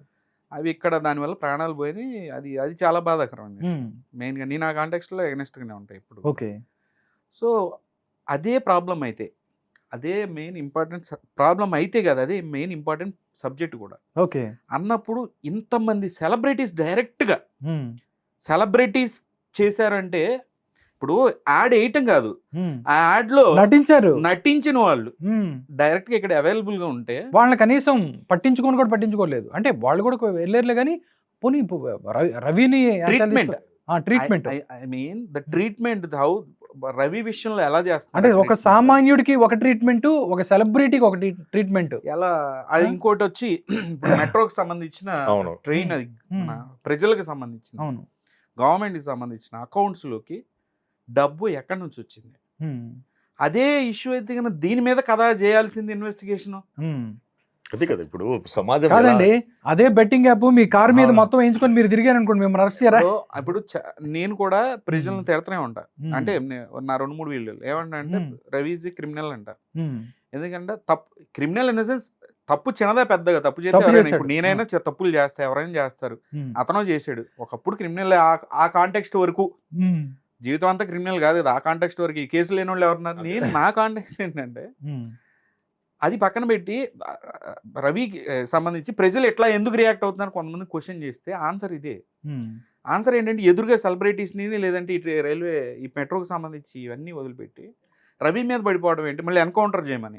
ఎన్కౌంటర్ మరీ దారుణం ఉండదు. ఎన్కౌంటర్ సార్, నేను ఆర్కే గారు మిమ్మల్ని అడుగుతాను నేను, ఎందుకంటే అది నాకు చాలా కోపం వచ్చిన విషయం. అది అప్పటిదాకా నా పర్సెప్షన్ పూర్తిగా చేంజ్ అయిపోయింది. ఎన్కౌంటర్ చేయాలి అని అంత పబ్లిక్ లో హత్య చేయాలి. ఎన్కౌంటర్ అంటే ఏంటి సార్? చంపేయాలి. మన ఎవడైనా సార్, రేపిస్ట్ అయినా ఎవడైనా సరే ఎన్కౌంటర్ కాదు, ఏదైనా ఒక ప్రొసీజర్ ఏంటి, కోర్టులో సబ్మిట్ చేయాలి, తర్వాత శిక్ష పడాలి, శిక్ష అనుభవించాలి. 10 నిమిషాల బుల్లెట్లు నిజంగా తప్పు చేసిన వాళ్ళు, నేను రవి గురించి అంటలా, రేప్ చేసిన వాళ్ళ గురించి మాట్లాడుతున్నాను. 10 నిమిషాల్లో చంపేటువంటి శిక్ష అనుభవించి మనం 40-50 సంవత్సరాల లోపల ఉండో 30 సంవత్సరాలు ఉండో కుంగి గురించి చావాలి, అట్లాంటి హీనస్ క్రైమ్ చేసిన వాళ్ళు. ఇక్కడ హీనస్ క్రైమ్ గురించి మాట్లాడలే నేను, రవి గురించి. ఎన్కౌంటర్ చేయటం ఏంటి సార్? అది ఏ కాంటెక్స్ట్ లో అన్నాడు కళ్యాణ్ గారు? అంటే సజ్జనర్ గారు ఇంతకు ముందు చేశారు, దీన్ని కూడా చేయమనే అంటే ఏంటి? ఎన్కౌంటర్ అంటే ఏంటి? హ్యూమన్ రైట్స్ నిద్రపోతుందా? హ్యూమన్ రైట్స్ వాళ్ళు దేనికి ఉన్నారు నాకు అర్థం కాదు, నిద్రపోతున్నారా? అంత పెద్ద మాట అన్నప్పుడు హ్యూమన్ రైట్స్ ఏం చేస్తుంది సార్? కాదండి, కసబ్నే తీసుకొచ్చి పోషించారు, బిర్యానీలు పెట్టి పోషించారు సంవత్సరాలు. రవి కేసు ఏంటి? అతన్ని ఎన్కౌంటర్ చేయమన్నా ఏ కాంటెక్స్ట్ అన్నాడు కళ్యాణ్, ఆ మాట తప్పు కదండి. అవును. సో ఇవన్నీ తిరగేసినప్పుడు ఏంటంటే అది నాకు నచ్చలేదు. అంటే మేమేంటి సార్, మీలాగా మేము జ్యుడిషియరీ పరంగా లా ప్రకారం పాయింట్ వైజ్ మేము మాట్లాడాం, మేము కొంత పర్సనల్ గా కూడా తీసుకుంటాం. అవును, అంటే ఎందుకంటే ప్రజల వైపు నుంచి మాట్లాడుతున్నారు కాబట్టి వాళ్ళ యొక్క దాని నుంచి కూడా తీసుకుంటాం. అంటే అందరూ ఏకమైనప్పుడు అటు 100 మంది ఉంటే ఒకళ్ళమై పోరాడతాం, ఇద్దరైనా సరే. ఆ విధంగా తీసుకుంటే. విజయ్ గారు, ఇంకొకటి మొన్న మీకు ఒక వీడియో పెట్టాను. అంటే సలీం గారు అంటే ఆయన నిజంగా మనసుకి ఏమనిపిస్తే, సలీం గారికి సంబంధించి నేను ఎన్నో రోజుల నుంచి, ఎన్నో సంవత్సరాల నుంచి చూస్తున్నాను. ఆయన ఒక మనసుకి ఏదైనా తప్పు, వీళ్ళకి ఇక్కడ అన్యాయం జరుగుతుంది అంటే వాళ్ళకి న్యాయం చేయాలని దానికి సంబంధించి ముందుకెళ్తారు. కోడికత్తికి సంబంధించిన కేసులో కనీసం ఎవరైతే ఆ కోడికత్తి సీను ఎవరైతే ఉన్నారో కనీసం పట్టించుకున్న పాపాను బాగలేదు, ఎవ్వరు కూడా లేదు. ఎందుకంటే తెలుగు రాష్ట్రాల్లో చాలామంది లాయర్లు ఉన్నారు, మిగతా వాళ్ళు ఉన్నారు, దమ్మున్నోళ్ళు, అన్ని కేసులు చేసిన వాళ్ళు ఎవరు వెళ్ళలేదు. ఎందుకంటే అటువైపు ఉంది జగన్మోహన్ రెడ్డి గారు కాబట్టి వెళ్ళలేని పరిస్థితి. కానీ అక్కడికి సలీం వెళ్ళాడు. ఎందుకు? పైసా రూపాయి కూడా తీసుకోకుండా అక్కడికి సలీం వెళ్ళాడు. వదిలేస్తే నెక్స్ట్ గులకరాయికి సంబంధించిన కేసు, ఎలక్షన్స్ ముందు ఒక రాష్ట్ర భవిష్యత్తుని చేంజ్ చేయడానికో, లేకపోతే అది నిజంగా అక్కడికి ఆయన వెళ్ళలేదు అంటే వేరేలాగా ఉండొచ్చు. అంటే ఏదైతే అప్పుడు ప్రతిపక్షంలో ఉన్నోళ్ళు అక్కడ ముఖ్యమంత్రిని చంపడానికి కూడా ప్రయత్నించారు అన్నదంటే ఒక నార్మల్ సెన్సేషన్ కదా. అక్కడ కూడా వెళ్ళి ఆయన కేసు చేశారు, అక్కడ కూడా ఆయన ఎవరు పిలవలేదు. ఇప్పుడు కూడా ఆయన అక్కడికి ఇలాగే అక్కడికి ఎలా వెళ్ళాడు, ఇప్పుడు కూడా ఇక్కడికి అలాగే వచ్చిన పరిస్థితి. కానీ కొంతమంది లాయర్లు చూస్తే, మొన్న ఒక వీడియో పెట్టాను, నాకు చాలా నవ్వు అనిపించిందండి. నేను ఆ కేసును తీసుకోబోతున్నాను, నేను ఏదో చేసేస్తాను అని చెప్పి ఒక నెంబర్ చెప్పాడు. ఎలా చూస్తారు సార్? వకీల్ ఏంటి? సాబ్ వకీల్ సాబ్, అవును. అందరూ వకీల్ సాబ్. It's okay. అంటే ఒక్కొక్కళ్ళు రియాక్ట్ అయ్యే తీరు ఉంటుంది కానీ అక్కడ ఆ యొక్క అడ్వకేట్ ఎవరు, నేను చూసాను ఆ వీడియోని, ఆయన లైవ్లోనే చాలా అది. ఇంకోటి ఏంటంటే అక్కడ శాటిలైట్ మీడియా ఉంది మొత్తం, అందరూ ఒక 20 ఛానల్స్ 30 ఛానల్స్ ఉన్నాయి. అది శాటిలైట్ మీడియాకి ఈ రోజుల్లో ఏమైంది అనేది నాకు అర్థం కావట్లేదు. ఏమన్నా తెగులు ఏమన్నా వచ్చిందా అనిపించే విధంగా అవతల వ్యక్తి ఏంటి, దేని గురించి మాట్లాడుతున్నారు, వాళ్ళు చెప్పదలుచుకుంటుంది ఏంటి, అది కరెక్టా కాదా, ప్రజలకు చూపించాలా లేదా. అఫ్ కోర్స్ కొన్ని ఛానల్స్ ఏం చేశారు, ఆయన నెంబర్ చెప్పేసాడు డైరెక్ట్గా. అవును, లైవ్లో నెంబర్ చెప్పారు. ప్రజలు ఏంటంటే కాస్త మంచి ఫైర్ మీద ఉన్నారు. ఇప్పుడు ఫర్ ఎన్ ఎగ్జాంపుల్ ఆయన్ని తప్పుగా మాట్లాడలేదు. బేసిక్ ఇప్పుడు చాలా మంది ఒక 1000 మంది 2000 మంది ఇప్పుడు లక్షల్లో ఉన్నారు రవికి సంబంధించి ఫ్యాన్స్. ఒక 1000 మంది తలా రూపాయో తలా 10,000 5,000 10,000 వేస్తాం అన్నారు, వేసారు అనుకోండి ఆ నెంబర్కి. ఎగ్జాంపుల్ ఈయనే చేస్తున్నాడు అనుకోండి ఎగ్జాంపుల్, కరెక్ట్ కదా, అది ఒక స్కామింగ్ అయింది అది. అవును, రవికి సంబంధించి అడ్వకేట్ ఎవరు ఉంటారు ఏంటని రవి తెలుసుకుంటాడు. ట్రయల్స్ ఎవరు చేస్తారు ఇప్పుడు సలీం టెక్నికల్ గా ట్రయల్ చేయాలి, కానీ ఆయన ఇప్పుడు టీం ప్రిపేర్ చేసుకున్నాడు. టెక్నికల్ గా వీళ్ళు ఉండాలి. సుప్రీం కోర్టు నుంచి ఒక కౌన్సిల్ పెట్టుకున్నారు ఈయన. అవును, సుప్రీం కౌన్సిల్ కూడా రెడీ చేసుకున్నారు, అంత సీనియర్ టీం పెట్టుకున్నారు. ఓకే. సో ఎందుకంటే ఇలాంటి కేసులు ఫస్ట్ ఆఫ్ ఇట్స్ కైండ్, ఇది మీకు చూసే అంత చిన్నది కాదండి అది. అవును, మీరు ఇప్పుడు బెయిలబుల్ సెక్షన్స్ ఇవన్నీ చెప్పినా కూడా ఊరికే బెయిల్ వేసుకొని తీసుకురావడం కాదు, కేసులోంచి బయటికి తీసుకురావడం ఇస్ ద హ్యూజ్ టాస్క్ అది. అవును, and it comes to digital law, it comes to అంటే కొన్ని చాలా డేంజరస్గా వెళ్ళేవి కూడా ఉంటాయి, ఇంకా అవి మనం కెమెరా ముందు మాట్లాడకూడదు. సో దానికి అంతా కూడా technical people and technical team ఉండాలి. ఆ టీం నేను రెడీ చేసుకుని రవిని కలవడం జరిగింది. సో ఈ కాంటెక్స్ట్ వేరు.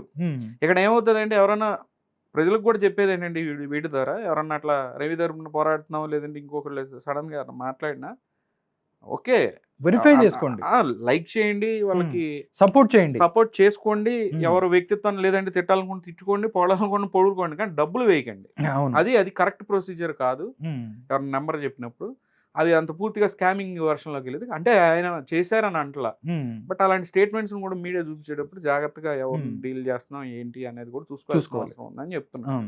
సలీం భాయ్, ఇంకొకటి ఏంటంటే నాకు తెలిసి దేశ చరిత్రలోనే రవి లాంటి కేసులు అంటే మనం తీసుకున్నట్టయితే ఒక్కొక్కసారి అక్కడ అది జరిగింది కాబట్టి దాన్ని మనం బేస్గా చేసుకొని జడ్జిమెంట్లు ఇస్తున్న సందర్భాలు మనం చూస్తాం, చాలామంది చూసాం కూడా. ఇలాంటి కేసు ఎప్పుడన్నా దేశ చరిత్రలో ఎక్కడన్నా ఏ స్టేట్లో అన్నా వచ్చిందా, లేకపోతే అంటే ఏం చెప్తారు? ఇలాంటి కేసులు ఎప్పుడన్నా మీరు చూసారా? మీకు తెలిసినంత? లేదు, దేశ చరిత్రలో చూడలేదు, కానీ వరల్డ్ చరిత్రలో చూసాను నేను.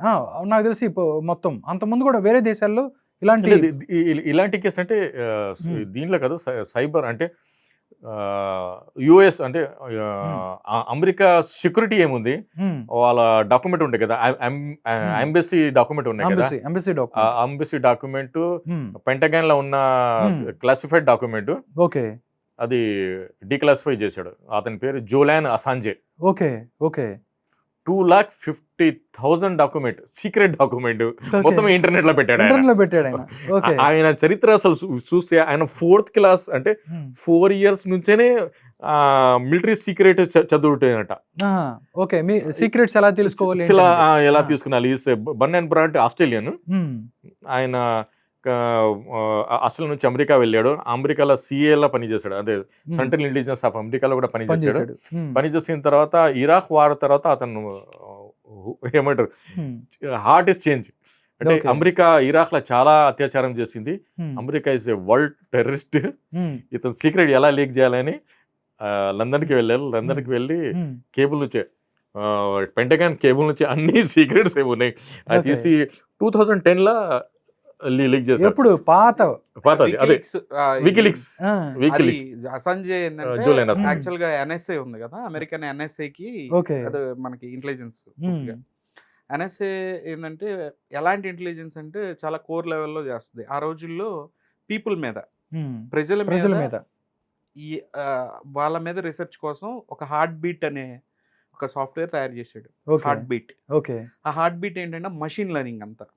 సో ఒక మనిషిని ఇప్పుడు మనం చూస్తున్నాం కదా, థర్డ్ ఐలో ఇప్పుడు మన పోలీస్ డిపార్ట్మెంట్ యూజ్ చేసే థర్డ్ ఐ ఈగల్ ఐ ఉంది కదా, అది ఒక వ్యక్తి నేమ్ కొట్టంగానే వాడికి సంబంధించిన పాన్, ఆధార్, ఏం లింక్స్ ఉన్నాయి, వీళ్ళ కజిన్స్ ఎవరు, ఆ కజిన్స్ సంబంధించి ఈమెయిల్ ఐడి, పాస్వర్డ్స్, మళ్ళీ వాళ్ళని చూస్తే కనుక ఇట్లా చైన్ లింక్ అనమాట. వాళ్ళకి సంబంధించిన అంతా ఒక ట్రీ వచ్చేస్తుంది. ఆ హార్ట్ బీట్ తయారు చేసింది అతనే.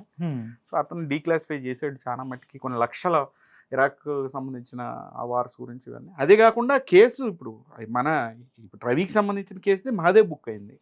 మహాదేవ్ బుక్ది చాలా సెన్సేషన్ అయింది కదా. అతను కూడా 200-300 కోట్లు పెళ్లి చేసుకున్నాడు వెళ్ళి దుబాయ్లో. దానికి మొత్తం వెళ్ళారు, మినిస్టర్లు వెళ్ళారు, హీరోయిన్లు, యాక్టర్స్, బాలీవుడ్ మొత్తం వెళ్ళింది కదా. నోరాపతి వీళ్ళందరూ వెళ్ళారు, డాన్స్లు వేసారు అక్కడ. తలా కోటికి 2 కోట్లు 3 కోట్లు రణ్వీర్ వెళ్ళాడు. అందరు కోట్లలో డబ్బు తీసుకున్నారు, క్యాష్ లో ఇచ్చాడు అందరికి. సో దానిలో ఐపీఎస్ ఆఫీసర్లు ఉన్నారు, పొలిటీషియన్లు ఉన్నారు మహాదేవ్ బుక్ వెనకమాల. అట్లా దీని వెనకాల కూడా ఏదైనా బెట్టింగ్ మనం సరిగ్గా కనుక, నేను అదే చూస్తుంది, డిపార్ట్మెంట్ సీరియస్గా తీసుకుంది 100% క్రాక్ డౌన్ చేసిద్ది అనే ఇదిలో నేనున్నా. అసలు మొత్తం ఆయన తీసుకున్నా కానీ బయటకు ఆయన రోజు వచ్చేస్తున్నాయి కదా సినిమాలు. ఎందుకంటే ఈ రోజు కూడా మళ్ళీ ఫ్రైడే, ఈ రోజు కూడా కొత్త సినిమా ఒకటి వచ్చింది. ఇవి కూడా మూవీ రూల్స్ లాంటి వెబ్సైట్స్ ఎవరు ఆపలేరు సార్. నేను అంటుంది ఏంటంటే, జస్ట్ ఒకప్పుడు అది సిడి లెవెల్లో ఉండేది, తర్వాత పెన్ డ్రైవ్, VCRలు, దాని తర్వాత డిస్ప్లే అయింది, ఒక వెబ్సైట్ పబ్లిష్ చేస్తున్నారు. ఈ రోజు వాళ్ళు పోతే కనుక రేపొద్దున ఎగ్జాంపుల్ చెప్తున్నారు, ఒక ఇంటర్ చదివినాడు, ఒక ఆటో డ్రైవర్, 0 నాలెడ్జ్ ఉన్నాడు కూడా ఆపరేట్ చేయొచ్చు. అదేం పెద్ద దాన్ని ఏమంటారు, రాకెట్ సైన్స్ కాదు. సినిమాలు టెలిగ్రామ్ నుంచి కొనుక్కోవాలా, ఒక URL తీసుకోవాలి, డొమైన్ స్విచ్చింగ్ పెట్టుకోవాలి, దానిలో సినిమాలు పబ్లిష్ చేసుకోవాలి, యాడ్ సెన్సోర్కి ఇస్తే ఆడు రెవెన్యూ పే చేస్తూ ఉంటాడు, సినిమాలు కొనుక్కోవాలి, పబ్లిష్ చేయాలి. ఎంత తొందరగా సినిమా మన దాంట్లో ప్లే చేస్తే అంత ట్రాఫిక్ ఉంటుంది, అంత ట్రాఫిక్ యాడ్లు చూస్తుంటారు. యాడ్లు కూడా యాక్చువల్గా రీడివేట్ అయితే బెట్టింగ్ వెబ్సైట్లోకి మళ్ళీ బ్యాక్ కొట్టి వచ్చేయచ్చు. దాంతో పాటు వెనక్కి ట్రావెల్ తెలియని ట్రావెల్ అయిపోతాడు. యాక్చువల్గా బ్యాక్ కొట్టి సినిమా చూస్తారు బేసిక్, చాలా మంది తెలియని వాళ్ళు దానిలో ట్రావెల్ అయిపోతారు యాడ్తో. అట్లాంటి యాడ్లు అన్ని చోట్ల ఉన్నాయని చెప్తున్నాను. సో ఇది కాంటెక్స్ట్. ఓకే సలీం గారు, మనం చూస్తే ఫైనల్గా మనం ఒకసారి ఏం జరగబోతుంది అనేది కూడా మనం చూస్తే, అంటే ఇంకా కొన్ని రోజులు కస్టడీ తర్వాత రిమాండ్లోనే ఉంచుకునే అవకాశం ఉంది. ఎందుకంటే కొంచెం బయట పరిస్థితి చల్లారిన తర్వాత ఏదన్నా బెయిల్ వచ్చే అవకాశం ఉంది. అంటే ఇప్పుడు వెంటనే చేస్తే మాత్రం పోలీస్ ఆఫీసర్లు వీళ్ళ మీద కూడా ఎందుకు మీరు అని కూడా ఇంకొక రకం కూడా అయ్యే అవకాశం ఉంది. ఏం జరగబోతుందంటే ఏం చెప్తారు? లేదు, ఒకవేళ బెయిల్ వస్తే కూడా పోలీసు హైకోర్టుకి అప్పీల్కి వెళ్తారు, క్యాన్సిలేషన్కి. అవునా? అది ఛాన్స్ ఉంది కదా. ఓకే. మరి హైకోర్టు ఇయ్యలేదండి, సుప్రీంకోర్టు వరకు వెళ్తారు. మన కోడికత్తిలో చూసాం కదా. అవును, కోడికత్తిలో కూడా సేమ్ అయింది కదా, సుప్రీంకోర్టు వరకు వెళ్ళింది. గుల్కరాయిలో కూడా వెళ్ళారు కదా, హైకోర్టుకి వెళ్ళారు. హైకోర్టు డినై చేస్తే మనం తొందరగా దాన్ని తీసుకొచ్చాము అతనికి. సో పోలీస్ ఎఫర్ట్ ఉంది, వాళ్ళతో కోట్ల రూపాయలు ఉన్నాయి. అవును కదా. మనము మనీకి సంబంధించి మనీ ట్రైల్స్ లో వాళ్ళు 2 కోట్లు 3 కోట్లు దొరికాయని అని. అవును, 3 కోట్లు దొరికాయని మాతో వాస్తవమే. ఇంకొక చూస్తే 300 కోట్లు ఉన్నాయి, బిట్ కాయిన్స్ రూపంలో వేరే చోట ఉన్నాయి, నిఖిల్ అనే వేరే ఇంకొక వ్యక్తి ఉన్నారని కూడా మాట్లాడుతున్నారు కదా విజయ్ గారు. అది ఎంతవరకు నిజమంటారు, ఏం చెప్తారు? ఇప్పుడు రెవెన్యూ ఎలా మనం క్వాంటిఫై చేయాలనేది ఇప్పటికి నాకు అర్థం కావట్లేదు. అంటే ఇప్పుడు 3 కోట్లు అకౌంట్లో ఉన్నాయి అనుకోండి, ఆ 3 కోట్లు ఎలా వచ్చినాయి మనీ ట్రైల్ తెస్తారు. అవును, మనీ ట్రైల్ ఒకవేళ బెట్టింగ్ వెబ్సైట్స్ నుంచి వచ్చినా, ఎందుకంటే సుప్రీంకోర్టు ఆల్రెడీ ఆర్డర్ ఇచ్చింది కదా, బెట్టింగ్ మీద వచ్చిన ఏ అమౌంట్ అయినా సరే ఇల్లీగల్ మనీ కింద చెప్పారు. ఒకవేళ ఆ టర్మ్ లో ఏమన్నా చూడొచ్చేమో, I don't know. At the same time ఈ యొక్క యాడ్ల మీద వచ్చినా ఏం చేయలేరు. ఓకే, ఎందుకంటే థర్డ్ పార్టీ యాడ్కి సంబంధం ఉండదు కదా. వాడు ఏమైనా వేసుకుని రెవెన్యూ వేస్తాడు పబ్లిష్ చేసుకున్నందుకు. సో దాంట్లో 100 కోట్లు ఉన్నా 200 కోట్లు ఉన్నా మనం దాన్ని క్లెయిమ్ చేయలేము. బిట్ కాయిన్స్ లో ఉన్నప్పుడు అక్కడ కంట్రీ ఊరుకోదు కదా, వాళ్ళకి మీకేం సంబంధం అంటది. మీకు డైరెక్ట్ గా ఇండియన్ బ్యాంక్స్ లో ఏం అమౌంట్ ఉంది, దాని ట్రైల్ ఏంటో చూసుకోండి అంటది. అంతే, ఆయన సొంత అకౌంట్లు ఏమున్నాయి అంతే కదా. అది కూడా ఫారెన్సిక్ డిజిటల్ ఎవిడెన్స్ ఇవ్వాలి దానికి. అలా జస్ట్ నోరుతో చెప్పేది అవ్వదు కదా. అస్సలు బిట్ కాయిన్స్ సంబంధించిన ట్రాన్సాక్షన్స్ మీకు అంత ఈజీగా మీరు ఎక్వైర్ చేయలేరు కదా. చేసినా కూడా దాన్ని ప్రూవ్ చేయాలంటే కనుక మళ్ళీ అంత డిఫరెంట్ ఆస్పెక్ట్ ఉన్నది. నార్మల్ చట్టాలకి డిజిటల్ చట్టాలకి అసలు డిఫరెంట్. సార్ మీరు ఇప్పుడు లాగిన్ చేసి అంటున్నారు అవైలబుల్ ఉన్నాడు, లాగిన్ చేసి మీరు ఏమైనా ఎవిడెన్స్ తీసుకున్నా రేపు పొద్దున్న మళ్ళీ సుప్రీం కోర్టులో వేసినప్పుడు మళ్ళీ ఎవిడెన్స్ చల్లవై. ఓకే, 1,00,000 అంటారు కదా, 1,00,000 సెక్షన్స్ ఉన్నాయి. పోలీసు వాళ్ళ మీదనే కేసు పెట్టవచ్చు, రాంగ్ఫుల్ కన్ఫైన్మెంట్ కింద మీరు డబ్బులు తీసుకున్నారని. 356 IPC లా ఇక్కడ ఎంత వర్తిస్తుంది అక్కడ కూడా నేను డిమోటివ్ చేద్దాం అనుకోవట్లేదు పోలీస్ డిపార్ట్మెంట్. ఇట్స్ ఓకే, అంటే ఒకవేళ చెయ్యాలనుకుంటే యాక్చువల్ గా ఇక్కడ ఏమైందంటే సార్, నాకు ఓ పక్కన బాధేస్తుంది, ఎందుకంటే ఐఎమ్ ప్రో పోలీస్. బేసిక్ గా మన వీడియోలు మ్యాక్సిమం అన్నింటిలో ప్రో పోలీస్. మనం సపోర్ట్ గా నా ప్రీవియస్ వీడియో ఈ వీడియోనే చాలా కోపం వస్తుంది, ఎందుకంటే మంచి ఐపీఎస్ ఆఫీసర్లు ఉన్నారు. నిజంగా చెప్పాలంటే ఓ సింహం ఉంది ఈ 3 కమిషనరేట్లోనే, కట్టేసి ఉంచారా అనిపిస్తుంది. పూర్తి నాలెడ్జ్ ఉంది ఆ సింహానికి. అవునా? ఆ సింహానికి చాలా పూర్తి నాలెడ్జ్ ఉంది. వాళ్ళ ఫ్యామిలీ లైన్ అంతా కూడా ప్రజలు ఇంట్లో ఉంటది. బేసిక్ నేను పేరు చెప్పను, ఆయనకి తెలుసు. బ్లడ్ కూడా న్యాయం ధర్మం ఎట్టే నడిచిద్ది ఆయనలో. ఆయన అసలు పూర్తిగా సైలెంట్ అయిపోయారు ఎంత జరుగుతుంటే. అంటే చెప్తున్నా, అంత బ్యూటిఫుల్ పోలీస్ మెన్ ఉన్నారు. ఏది సిపి లెవెల్ మంచి పోలీస్ ఆఫీసర్స్ ఉన్నారు, ఐపీఎస్ ఆఫీసర్. ఎందుకు కామ్ అయిపోతున్నారు, ప్రెజర్స్ ఏమున్నాయి అనేది అర్థం కావట్లా. ఇక్కడ క్లియర్ గా ప్రజలు కూడా చివరికి ఇక్కడ బాధపడాల్సిన విషయం ఏంటంటే, మనం జీతాలు ఇస్తున్నాం, మనం ట్యాక్సుల ద్వారా మనం పొలిటీషియన్ తీసుకునే శాలరీ కానీ పోలీసులు తీసుకునే శాలరీ మనం. అది బిలీవ్ చేసే పోలీస్ ఆఫీసర్స్ ఉన్నారు, ఇంకా వాళ్ళ కోసమే చేయాలని కూడా తెలిసిన వాళ్ళు ఉన్నారు. అలాంటి ప్రజలు ఒకటి కాదు కొన్ని లక్షల మంది డైరెక్ట్ పాయింట్ చేస్తున్నారు, ఇట్లా పోలీసులు తిడుతున్నారు. ఏమైనా అసలు ఏంటది, సరే వాడు చేసాడు ఓకే, అసలు ఏంది ఈ సంగతి ఏంటి, ఈ ఫిల్మ్ ఇండస్ట్రీకి సంబంధించి ఫిల్మ్ ఇండస్ట్రీ రేట్ల గురించి మాట్లాడట్లా, ఫిల్మ్ ఇండస్ట్రీకి సంబంధించిన వాళ్ళు చేసిన బెట్టింగ్ యాడ్ల సంగతి ఏంది, మెట్రోకి సంబంధించిన బెట్టింగ్ యాడ్ల సంగతి ఏంటి అని అడుగుతున్నారు. అవి పెద్ద విషయాలు కదా, వాటికి ఆన్సర్ చేయనప్పుడు ఏమవుద్ది అంటే? కాదండి, జనాల్లో కోపం ఉండడం తప్పింది. డ్రగ్స్ కి సంబంధించి ఎంతమందిని తిప్పారండి? ఓకే, నేను అవుట్ ఆఫ్ ద కాంటెస్ట్ అయినా కానీ అనుకుంటారు, మాట్లాడవలసి వచ్చినప్పుడు ప్రజలు అన్ని మాట్లాడతారు, 100 క్వశ్చన్లు అడుగుతారు సార్, వాళ్ళకి హక్కు ఉంది, అడుగుతారు. ఇప్పుడు యాక్చువల్ గా ప్రముఖులు ఉన్నారు ఈ కేసులో, పలానా ప్రముఖులు అంటారు కానీ ఆ ప్రముఖుల పేర్లు ఈ రోజుకి రావు. ఒక రోడ్డు మీద ఒక కామన్ మ్యాన్ పట్టుబడ్డాడంటే అడిగి ముసుగేసి రోడ్డు మీద నుంచోబెట్టి ఆ పేపర్లు అన్ని ఫోటోలు వేసి పేర్లు వేసి మొత్తం గబ్బు గబ్బు చేస్తారు. అది కాదంటలేదు నేను, అఫ్ కోర్స్ విఐపి ట్రీట్మెంట్ వేరుంది అనుకున్నాం, అనుకోవట్లేదు, కన్క్లూజన్ రావట్లేదు, బట్ అనిపిస్తుంది నాకు అట్లా. అసలు ఎదురుగా ఇంత పచ్చిగా మెట్రో పైన ఇన్ని కోట్ల మంది చూస్తుంటే 1xbet.com అని చెప్పి వేసుకుని మొత్తం సిటీ అంతా రౌండ్ వేసి కొన్ని కోట్ల మందిని తిప్పితే దాని గురించి ఎందుకు కామ్గా ఉన్నారు? రెండోది cinema యాక్టర్లో Nidhi Agarwal sir, Nidhi Agarwal heroine ఉంది, మీరు చూసే ఉంటారు, పెద్ద ప్రముఖ హీరోలతో చేసింది. అమ్మాయి 5 సంవత్సరాలు ఆపకుండా ఇన్స్టాగ్రామ్ వీడియో మొత్తం కూడా బెట్టిన్ ఎక్స్చేంజ్, ప్లేన్ ఎక్స్చేంజ్ అనే ప్రముఖ వెబ్సైట్లు, ఆ వెబ్సైట్లో ఒక వెబ్సైట్ మళ్ళీ సివి ఆనంద్ గారు ఒకప్పుడు ఆయన ఇక్కడ పవర్లో ఉన్నప్పుడు వేసాడు, ఆయన క్రాక్ డౌన్ చేశారు ఆయన. మొట్టమొదటిది 2 తెలుగు రాష్ట్రాల్లో మొట్టమొదటి కేసు సివి ఆనంద్ గారే చేసింది, అది సూపర్ గా అప్రిషియేటెడ్. ఇక్కడ సజ్జనారాయణ గారిని కూడా ఏమంటారు, నాకు తెలిసి సజ్జన్ గారు పోయి గొయ్యిలో పడ్డాను ఏంట్రా బాబు, రాజుగారి కొడుకుని ఎత్తుకున్నా దొబ్బులేదు దింపులే తిడుతున్నారు, ఎరా రాజుగారి కొడుకుని ఎత్తుకున్నారు ఏంట్రా, రాజుగారి కొడుకుని ఎత్తుకున్నా అంటారు, దింపారండి ఏంట్రా రాజుగారి కొడుకుని నేను నేల మీద పెట్టేసావా అని. అట్లా అవుతుంది పోలీస్ డిపార్ట్మెంట్ పరిస్థితి. ఎందుకు అని అంటే ఒక కాస్ తీసుకున్నా అన్నారు సజ్జనార్ గారు, ఒక జెండా ఎత్తానన్నారు, ఎత్తానన్నప్పుడు మొత్తం దానికి సంబంధించిన ట్రాక్ డౌన్స్ చేయాలి, క్లీన్ షేవ్ చేయాలి, సగం సగం ప్యాచ్లు వదిలిపెట్టకూడదు కదా అంటున్నా నేను.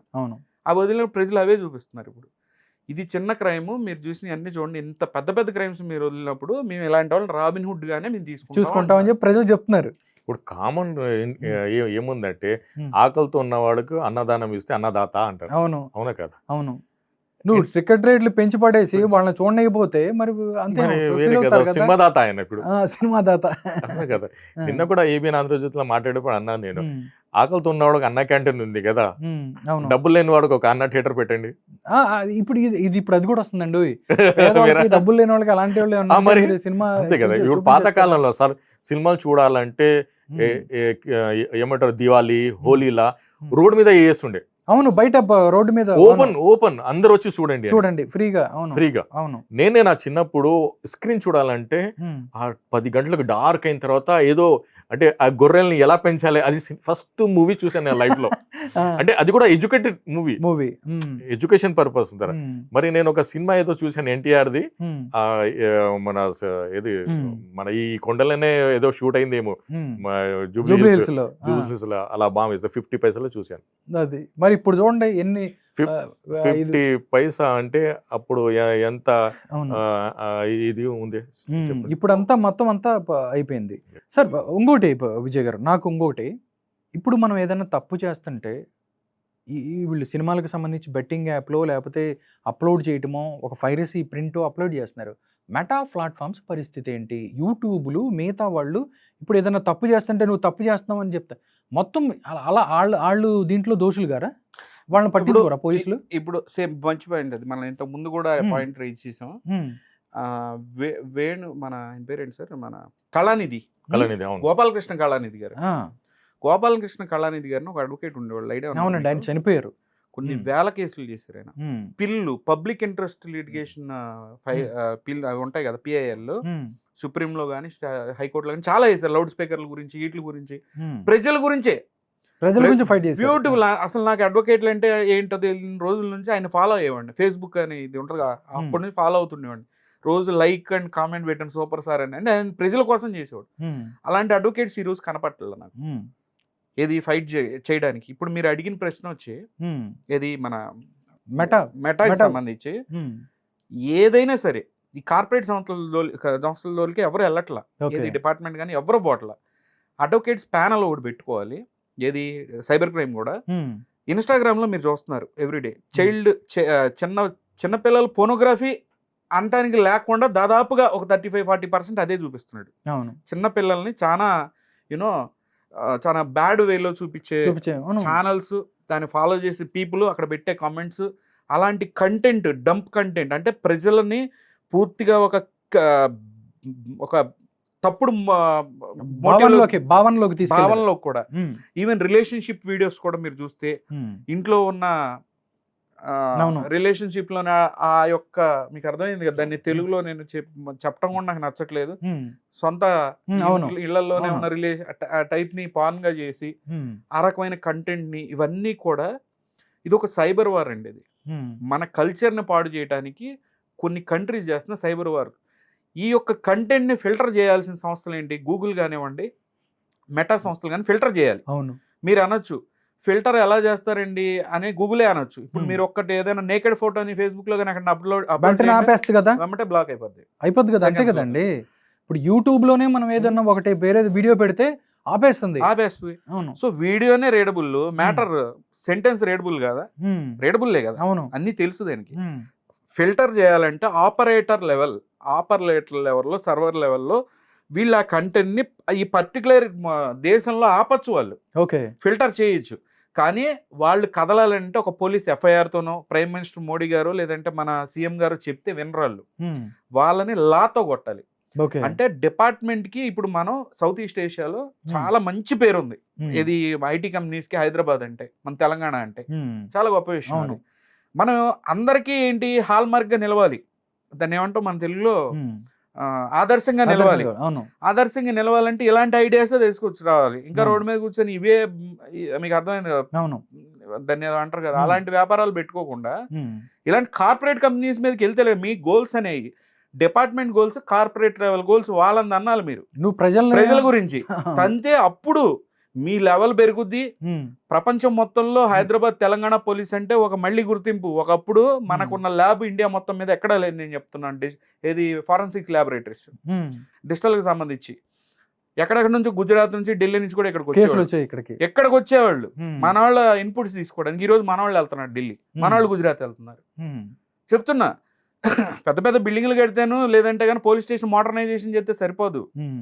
ఇంకా బ్యూటిఫుల్ గా పోలీస్ స్టేషన్కి వెళ్ళిన వాడికి కావాలంటే వాడికి చక్కటి ఒక ఏసీ హాల్ కూడా ఆడికి ఇవ్వాలి. వాడు వచ్చినోడు ఇప్పుడు కంప్లైంట్ పెట్టడానికి వచ్చినోడు చిరాకు వేస్తుంది, రాగానే ఆడు కంప్లైంట్ పెట్టాలి, వెనక్కి వెళ్ళిపోవాలి, వీళ్ళు అడిగే ప్రశ్నలు భయం వేస్తుంది. Zero knowledge. పోలీస్ డిపార్ట్మెంట్ లో ఒకడు ఏదైనా కంప్లైంట్ చేయడానికి వెళ్తే ఇమీడియట్ గా ఏంట్రా బుద్ధి లేదా నీకు, ఆడేవాడో అంటే నువ్వు లోన్ ఇచ్చేత నువ్వు బట్టలు గొడ్లోడు తీసి నుంచుంటావా అని చెప్పి అక్కడ బెదిరించినాడు, వెళ్ళిపోతున్నాడు కంప్లైంట్ చేయకుండా. భయంతో సగం మంది వెనక్కి వచ్చేస్తున్నారు. సో ఇటువంటి పరిస్థితులు కానివ్వండి, కార్పొరేట్ సంస్థలని స్యూ చేయాల్సిన అవసరం ఉంది సుప్రీంకోర్టు నుంచి. అట్లాంటి బెస్ట్ లాయర్స్ ఉన్నారు మార్కెట్ లో, బెస్ట్ లాయర్స్ ని చూస్ చేసుకుని ఒక టీం ఫామ్ చేసుకుని గూగుల్ లాంటి సంస్థలకి వీటిని మెటా కంపెనీస్ అన్నిటిని సూ చేస్తే అప్పుడు తిన్నంగా దారికి వస్తారని చెప్తున్నాను. అప్పుడు ఇలాంటి కంటెంట్ రెగ్యులేట్ అవుద్ది. అర్థమైందా? ఇంకా ఈ కేసులు వేసుకుని రేపు ఇంకోటి అవుద్ది, మళ్ళీ media time waste, satellite media మళ్ళీ దీని వెనకాల ప్రజల టైం వేస్ట్. ఏమైంది, జెండాలు ఎత్తాలి, 10 మంది రోడ్డు మీద కూర్చోవాలి. ఎవడికి ఇంకా పనులు చేసుకోరు, ఎవడు ఇంకా పనులు చేసుకోరు, అభివృద్ధి చేసుకోవద్దా? ఇదే దరిద్రం. ఆ రోజు చెప్తున్నా నేను, ఇలాంటి కేసులు ఇంకా వస్తాయి. సో ఇంకా డిఫరెంట్ కేసులు వస్తాయి. సో మీరు ఇంకా అడ్వాన్స్డ్గా మీరు ఉండాల్సింది పోయి ఇప్పుడు మీరు థర్డ్ పార్టీ ఎవరినో ఒక సాఫ్ట్వేర్ కంపెనీని పోలీస్ డిపార్ట్మెంట్ హైర్ చేసుకుందంటే మీకున్న నాలెడ్జ్ అర్థం ఉంది కదా. ఇప్పుడు ఒక విషయం చెప్తాను సార్, ఒక ఎగ్జాంపుల్ చెప్తాను మీకు. ఒకప్పుడు దొంగోడు ఉండేవాడు, పోలీసు దొరకంగానే వాడు అబద్ధం చెప్తున్నాడు అనుకోండి, పోలీసుకు ముందే తెలిసేది. ఎందుకు? దొంగోడు కంటే పోలీసు తెలివైనడు కాబట్టి. అవును, విపరీతమైన ఇంటెలిజెన్స్. అరే నాకు తెలుసు నీకు అసలు. డిజిటల్ లాగా సంబంధించి ఇప్పుడు దొంగోడు అంటే దొంగోడు రవి అంటలా బేసిక్ గా ఇంకొకటి క్రైమ్ చేసిన ఎవరైనా సరే డిజిటల్ లాగా సంబంధించి డిజిటల్ కేసులో పోలీసులకి ఏం చెప్తే అది నమ్మాల్సిన పరిస్థితి, ఎందుకంటే పోలీసులకి ఏం తెలియదు కాబట్టి. ఇంకొక థర్డ్ పార్టీ ఎక్స్పర్ట్లను తీసుకొని వస్తారు, సాఫ్ట్వేర్ గిగ్స్ ని. వాళ్ళనే హ్యాక్ చేసి దొబ్బేవాడు ఎదుర్కొంటే వాడు చెప్పింది నిజమైందిగా. అవును, ఈ లెవెల్లో మిమ్మల్ని స్కేల్ చేసుకుంటే హ్యాకర్ ముందు మీ తెలివితేటలు ఎంత? అంతే కదా, వాడిని పట్టుకోవడమే ఇంపాసిబుల్. అట్లాంటి పట్టుకుంటే అసలు మీరు కన్విక్షన్ ఇవ్వగలరా? అంతే కదా సార్, పనిష్మెంట్ ఇవ్వలేరు మీరు. అసలు ముందు వాడు ఏం చెప్తున్నాడు నీకు అర్థం కావాలి. వాడికంటే హ్యాకర్ కంటే మీరు తెలివి చేస్తే అవును ఆడి కేసుని డీల్ చేయగలుగుతారు. అవును, చెప్తున్నా ఒక దొంగోడు ఎగ్జాంపుల్ చెప్తే, దొంగోడు ఇంతకుముందు ఏది చెప్తున్నా సరే అరే నువ్వు ఈ విషయంలో అబద్ధం చెప్తే నిజం చెప్పరా అనేవాళ్ళు. ఇప్పుడు అనమాండి ఎదురుగాడు ఏం చెప్తా, ఓహో ఒక్క నిమిషం ఉండని చెప్పి సాఫ్ట్వేర్ కంపెనీ ఏంటి సార్ ఏం చెప్తారు అని చెప్పి అది రాసుకోవాల్సిన పరిస్థితి ఉంది. సో అలాంటి పరిస్థితుల్లో పోలీస్ స్టేషన్లు నడవాలంటే కష్టం ఫ్యూచర్.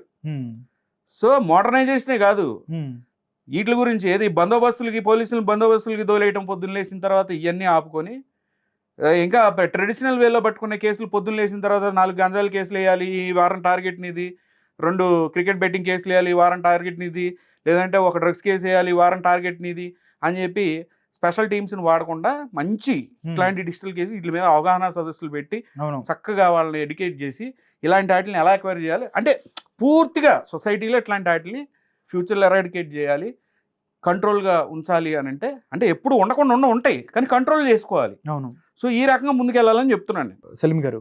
ఎందుకంటే క్రైమ్స్ లెవెల్స్ కూడా మారిపోతున్నాయి సార్. క్రైములు మనం పెంచుకుంటూ డిజిటల్గా వచ్చేసాము. అంటే డైరెక్ట్గా అంతకుముందు ఏదో దగ్గరలుండి కత్తితో పొట్టున్న అలాంటి కేసులు ఉండేవి. ఇప్పుడు అలా కాకుండా అసలు లేకుండానే వాడు ఎక్కడో ఉండి ఎక్కడో చేసి మనల్ని చంపేసి అంత పని చేస్తున్నాడు. బిఎన్ఎస్కి సంబంధించి లాస్ కూడా ఒక్కొక్కటి అంటే డిజిటల్కి సంబంధించి క్రైమ్స్కి ఏదైతే ఉన్నాయో లాస్ కూడా మారాలా, బిఎన్ఎస్లో సెక్షన్లు కూడా మారాలి, ఒక బెంచ్ మార్క్ లాగా పెట్టాలి, మనం కూడా ఇంప్రూవ్ అవుతూ ముందుకెళ్ళాల్సిన ఆవశ్యకత ఉందంటారా? 100% ఉంది. ఇప్పుడు మనం సైబర్ క్రైమ్ ఇప్పుడు చూస్తున్నాం మనం. అవును, కానీ అమెరికా ఆల్రెడీ 20 years బ్యాక్ చూసాడు ఇది. అవును, మనం 20 years బ్యాక్ ఉన్నాము. వాళ్ళు ఏం చేస్తారంటే అమెరికాలో మాక్సిమం సైబర్ క్రైమ్ చేసేటోళ్ళు చైనీస్ అండ్ ఆఫ్రికన్స్ ఉంటారు. ఓకే, అమెరికన్ డబ్బులు లాక్కుంటారు. మీరు అమెరికా వాళ్ళు ఎక్కడ చైనా వెళ్తారు ఎక్కడ ఆఫ్రికా వెళ్తారు చెప్పండి. అవును, అసలు ఏమంటే జ్యుడిక్షనే రాదు. అవును, వాళ్ళు ఏం చేస్తారు ఇది ఇతని అకౌంట్ చైనీస్ అకౌంట్ లా చేస్తారు, లేకుంటే చైనీస్ హ్యాకర్ హెల్ప్ తీసుకుని ఆఫ్రికన్ వాడుకుంటారు. ఓకే, సో అట్లా జరుగుతుంది, అలా జరుగుతుంది. అంటే ఎంత వాళ్ళు ఇది చేస్తారు. సో అసలు మన ఇప్పుడు ఇండియాలో మనం ఎంత విఎన్ఎస్ మీద వర్క్ ఇది ఎక్సర్సైజ్ చేసాం కదా, ఇప్పుడు సైబర్ సెక్యూరిటీ మీద ఎక్సర్సైజ్ చేయాలి. మనం దాని మీద చేయాలి. మన వరల్డ్ ఇప్పుడు సైబర్ సెక్యూరిటీ నంబర్ 1 అంటే కెనడా. మన ఫోన్లో ఏదైనా అంటే మాల్వేర్ అని ఇది చూస్తుంది. మనకు ఎవరైనా మన అకౌంట్కి ఫర్దర్ ఏదైతే మనకు ఇమిడియట్ మెసేజ్ వస్తుంది. ఇవన్నీ కూడా టెక్నాలజీ పెరగాలి. దాంతో పాటు సెక్షన్స్ కు సంబంధించి కూడా బిఎన్ఎస్ లో కూడా ఒక బెంచ్ మార్క్ సెక్షన్స్, అరే ఇప్పుడు ఇన్ని రోజులు లేకపోతే గృహహింస చేస్తేనో ఇంకోటి చేస్తేనో ఇది వేస్తారు కేసులు, అలాగా డిజిటల్లో ఈ తప్పు చేస్తే ఈ శిక్ష ఉంటుంది, ఈ తప్పు చేస్తే ఈ శిక్ష ఉంటుందని జనాల్లో అవేర్నెస్ క్రియేట్ చేయాలి. వాళ్ళకు కూడా భయం కల్పించే ఏదైతే ఉన్నాయో ఆ శిక్షలు వేయాలి అంటారు. విజయ్ గారు ఏం చెప్తారు మీరు? సార్, అవేర్నెస్ ప్రోగ్రామ్స్ మనం తీసుకుంటే రీసెంట్ గా ఒక ఎమ్మెల్యే డబ్బులు కోల్పోయారు, పోలీస్ ఆఫీసర్ ఒక ఆయన డబ్బులు కోల్పోయాడు, ఇల్లీగల్ బెట్టింగ్ లో నిన్న రివాల్వర్ తాకట్టు పెట్టాడు ఎస్ఐ గారు. 3,000 కోట్లు సంబంధించిన ఒక స్కామ్ లో అక్యూజ్ని పట్టుకొని వస్తుంటే 2 కోట్లు తీసుకుని ఒక ఆయన వదిలేసాడు దారిలో. ఇవన్నీ చూపించి ఎవరికి అవేర్నెస్ ఇద్దాం సార్ చెప్పండి? ఆల్రెడీ వాళ్ళు ఫుల్ అవేర్నెస్ ఉందంటారు వాళ్ళకి. అవేర్నెస్ ఫస్ట్ వాళ్ళకే లేదంటున్నా నేను అదే చెప్తుంది. ఫస్ట్ మీరు ట్రైన్ అవ్వండి, పొలిటీషియన్స్ పోలీసులు ఫస్ట్ ట్రైన్ అవ్వండి, తర్వాత ప్రజలు కన్నా చెప్పండి. మీరు ట్రైన్ అవ్వకుండా అవేర్నెస్ ఫుల్గా ఇచ్చేస్తున్నాం, డోర్ టు డోర్ ఇచ్చినా కూడా ఓకే. మొన్న ఒక ఆఫీసర్ చెప్తున్నారు లైవ్లో ఇస్తున్నాం, గుడ్, చాలా మంచి విషయమే. కానీ ఏమని చెబుతారు? ఎవడైనా మోసపోవడానికి ఈ దారిలోనే దొంగోడు రావటం కాదు. ఇప్పుడు ఇంట్లో నుంచి బయటికి వెళ్తుంటాం సార్, మన తల్లి కానీ తల్లిదండ్రులు ఏం చేయాలి, అరే జాగ్రత్త రా అంటారు. ఒరే లారీ గుద్దిది జాగ్రత్త, బస్సు గుద్దిది జాగ్రత్త, లేదంటే రిక్షా గుద్దిది జాగ్రత్త అని ఇన్ని విధాలు చెప్పరు. జాగ్రత్త అంటే జాగ్రత్త. డబ్బుల పాయింట్ ఆఫ్ వ్యూ వచ్చేసరికి, మన డేటా పాయింట్ ఆఫ్ వ్యూ వచ్చేసరికి మనం జాగ్రత్తగా ఉండాలి. ప్రతిదీ కీన్గా చూడాలి, ఏం జరుగుతుంది, ప్రాసెస్ ఏం జరుగుతుంది. మన ఫోన్లో యాంటీవైరస్ సాఫ్ట్వేర్ లాస్ కూడా ఆపేసాం. ఇప్పటి నుంచి మళ్ళీ స్టార్ట్ చేయాల్సిన అవసరం ఉంది. మాల్వేర్స్ రిమూవర్లు వేసుకోవాల్సిన అవసరం ఉంది. 1500 నెలకు ఉంటుంది. అట్లాంటివి ఏమన్నా వేసుకోవాలి. ఇప్పుడు నేను వాడతా 2 బిట్ డిఫెండర్ అని, మాల్వేర్ బైట్స్ అని వాడతా. వేసుకోవాలి. ఏది డేటా సెక్యూరిటీ 100% సెక్యూర్ ఉన్నాం, కనీసం 80% సెక్యూర్ ఉంటాం. ఓకే, ఇట్లాంటి స్కామ్లకు సంబంధించి. అట్లానే పోలీసులకు సంబంధించి ఈ నేను చెప్పే కదా, ఫస్ట్ ఇంకా చాలా డెవలప్ చేయాల్సిన అవసరం ఉంది. ఎక్కడో ఉన్నాం మనం. చాలా అక్రమాలు జరుగుతున్నాయి. చూస్తుంటే రివాల్వర్ తాకట్టు పెట్టుకోవటం ఏంటండి, అది అసలు మరీ దారుణం కదా చెప్తున్నా. కదా.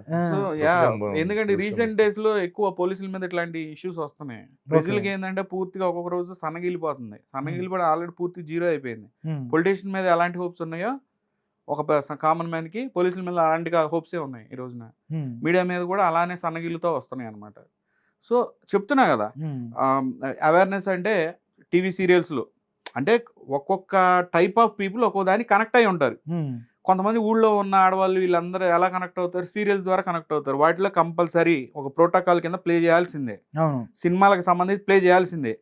ఏ సినిమాకి సంబంధించి రిలీజ్ అవుతుందంటే ఆ హీరో ఆల్రెడీ ఆ కాస్ట్ ఈ యొక్క అవేర్నెస్, డిజిటల్ అవేర్నెస్ సంబంధించిన వీడియోలు చేసి ఉండాలి. కాస్ట్ మొత్తం మెయిన్ కాస్ట్ ఎవరు ఉంటారో వాళ్ళు, ప్రొడ్యూసర్ తో సహా, డైరెక్టర్ తో సహా. ఇలాంటి స్కామ్లు ఉంటాయని ఒక్కొక్కళ్ళు ఒక పాయింట్ ని చూస్ చేసుకుని ఒక వీడియో రిలీజ్ చేయాల్సిన, ఊరికే సినిమాలు తీయడం కాదు. నిజంగా సార్ మీరు చెప్తుంది కరెక్ట్. దీనికి సంబంధించి తెలంగాణ గవర్నమెంట్ రేవంత్ రెడ్డి గారు అధికారంలోకి వచ్చిన తర్వాత ఆయన చెప్పారండి, కానీ ఒక్కడు చేశాడు జీరో అండి. దరిద్రం అండి, దరిద్రం. వెళ్ళిపోయి మళ్ళీ మా సినిమాలకి రేట్లు పెంచుకుంటాం, మా సినిమాలకి అది చేసుకుంటాం, ఇది చేసుకుంటాం అని చెప్పి మళ్ళీ అడుక్కుంటారు. కనీసం ఎవరు చేశారు చెప్పండి విజయ్ గారు? నిజంగా రెస్పాన్సిబుల్ లేదా వీళ్ళకి? ప్రత్యూష హీరోయిన్ ఉంది కదండి, ఆవిడ ప్రత్యూష హీరోయిన్ ఉండేది. ఆ అమ్మాయికి సంబంధించి ఇంకా వాళ్ళ మదర్ ఫైట్ చేస్తున్నారు. మొన్న వచ్చి బాధపడుతున్నారు. ఎన్ని సంవత్సరాలు అయింది సార్? చూసే ప్రజలకన్నా సిగ్గు ఉండాలి. ఏం జరిగింది ఆ కేసులో? మీరే కదా అడగాల్సింది. మీరే కదా ఎన్నుకున్న నాయకులు, మీరే జీతాలు ఇచ్చే పోలీసులు ఎదుర్కొన్నారు. ప్రజలందరూ కలిసి అడగారు. ఒక తల్లి షాప్ అనుభవిస్తుంది ఎన్నో సంవత్సరాల నుంచి. ఇండస్ట్రీలో అందరూ కలిసి చంపేశారు నా కూతుర్ని, రేప్ చేసి చంపేశారు, న్యాయం జరగలేదు అని చెప్పి ఆవిడ బాధపడతా ఉంది. ప్రజల్లో చెప్పే కదా సన్నాసులు, వాళ్ళకి అవసరం అయితేనే మాట్లాడతారు. నాకు అదే సార్ కోపం వస్తుంది. నా ప్రజల్లో ఆ ప్రజల్లో నేను కూడా ఉన్నా. నేను ఒక్కో సబ్జెక్ట్ రియాక్ట్ అవుతున్నా, ఒక్కో సబ్జెక్ట్ రియాక్ట్ అవ్వట్లేదు.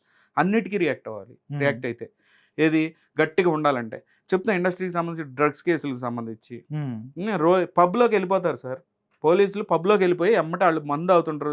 యూత్ డ్రింకింగ్ పర్మిషన్ ఉంది కదా, అన్ని పర్మిషన్లు తీసుకుని ఆ పబ్లో వెళ్ళిపోయి అందరికి గంజాయి తాగాడు, ఇది వెళ్ళి ఫిల్మ్లార్ దగ్గర పెట్టండి ఒక్కటే. ఫిల్మ్లార్ రోడ్లో, ఫిల్మ్లార్ జూబ్లీ హిల్స్ సంబంధించి ఎవరుంటారు సార్ స్టార్స్ ఆ రోడ్లో ఒక నాకాబందీ పెట్టిన. ఇప్పుడు ఓల్డ్ సిటీలో ఏదో చేస్తారు కదా నైట్ మొత్తం నాకాబందీ, లాక్డౌన్ లాగా చేసి మొత్తం వచ్చే వాళ్ళందరినీ పట్టుకుంటారు కదా. అట్లానే ఫిల్మ్లార్ లో ఒక్కసారి పెట్టండి, పెట్టి డ్రగ్ టెస్టులు చేయండి, తెలుస్తుంది ఎంతమంది దొరుకుతారు సెలబ్రిటీలు ఏది డ్రగ్స్ తీసుకున్న. ఒకసారి హెయిర్ ఫాలిక్యూల్ ఇంతే కదా, ఒక ఇంటికి ఏడొకటి రాలేదు కదా, తీసుకోండి వాళ్ళని అడిగి. ఒక ఇంటికి తీసుకుని హెయిర్ ఫాలిక్యూల్ టెస్ట్ చేయండి. ఎవడెవడు తీసుకోలేదు, ఎవడెవడు బ్యాంకాక్ వెళ్తాడు, ఊరికే ముంబై దేనికి వెళ్తారు? సినిమా ఛాన్సులు ఉన్నా లేకపోయినా ఎందుకు వెళ్తారు ముంబై? అక్కడ ఈజీగా దొరుకుద్దా, అక్కడ కొట్టేసి అక్కడికి వస్తారు. ఫ్లైట్ ఎక్కి ఫ్లైట్ వెళ్ళి అక్కడ దిగి వస్తారు సార్. ఇవన్నీ ఉన్నాయి. తెలుగు ఇండస్ట్రీకి సంబంధించిన నటీనటులే బెంగళూరు వెళ్ళి దొరికిన కేసులో చాలా మంది ఉన్నారు. పేర్లు చెప్తే రేపాటిలో దొరికిన వాళ్ళు చాలా మంది ఉన్నారు. ఏమైంది? ఎవడో గంజాయి, అది కాదు సార్, ఎవడో గంజాయి తాగాడని చెప్పి పబ్లు పాపం అందరినీ హడావిడి చేసేసి మొత్తం ఒకటేసారి పానిక్ అవుతారు కదా పాపం. ప్రశాంతంగా సాటర్డేనో సండేనో తాగుదాము లేదా ఎంజాయ్ చేద్దాం మ్యూజిక్ పోతారు. ఒకటేసారి సరౌండ్ చేసేసి అందరిని టెస్టులు తీసుకుంటే పానిక్ అవుతారు. లేదా అందరూ ఒకలా బిహేవ్ చేయరు కదా, ధైర్యం ఉన్నోడు ధైర్యంగా ఇస్తాడు. ఒక్కొక్కళ్ళు ఏంది భయం, తప్పు చేసినా భయపడతారు. ఈ రకంగా ఇష్యూ మరి అట్టానే చేయండి. సెలబ్రిటీలు చేస్తారా? చేయరు.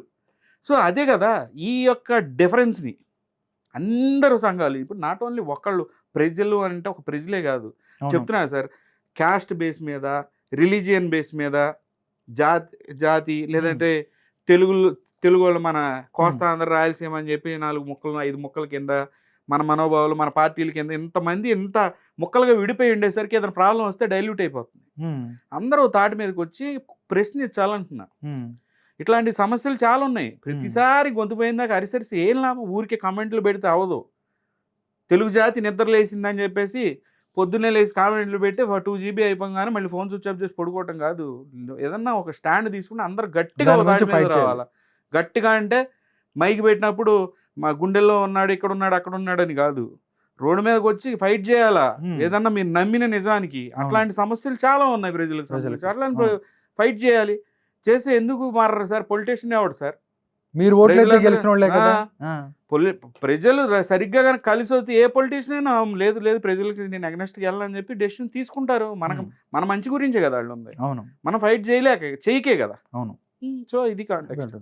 ఓకేనండి. అయితే లాస్ట్గా ఫైనల్గా ఈ కేసుకు సంబంధించి బెయిల్కు సంబంధించి బెయిలో లేకపోతే కస్టడీకి అయినా రిమాండ్కి వెళ్తారో ఏంటి అనేది, అంటే ఎప్పుడు బయటకు వస్తాడు అనేది ఒక క్యూరియాసిటీ అయింది. దానికి సంబంధించి మనం కొన్ని రోజులు వెయిట్ చేయాల్సింది తప్పదంటారా? అంతే, తప్పదంటారా?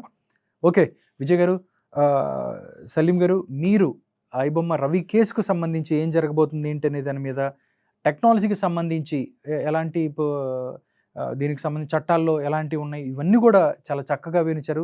నమస్కారం.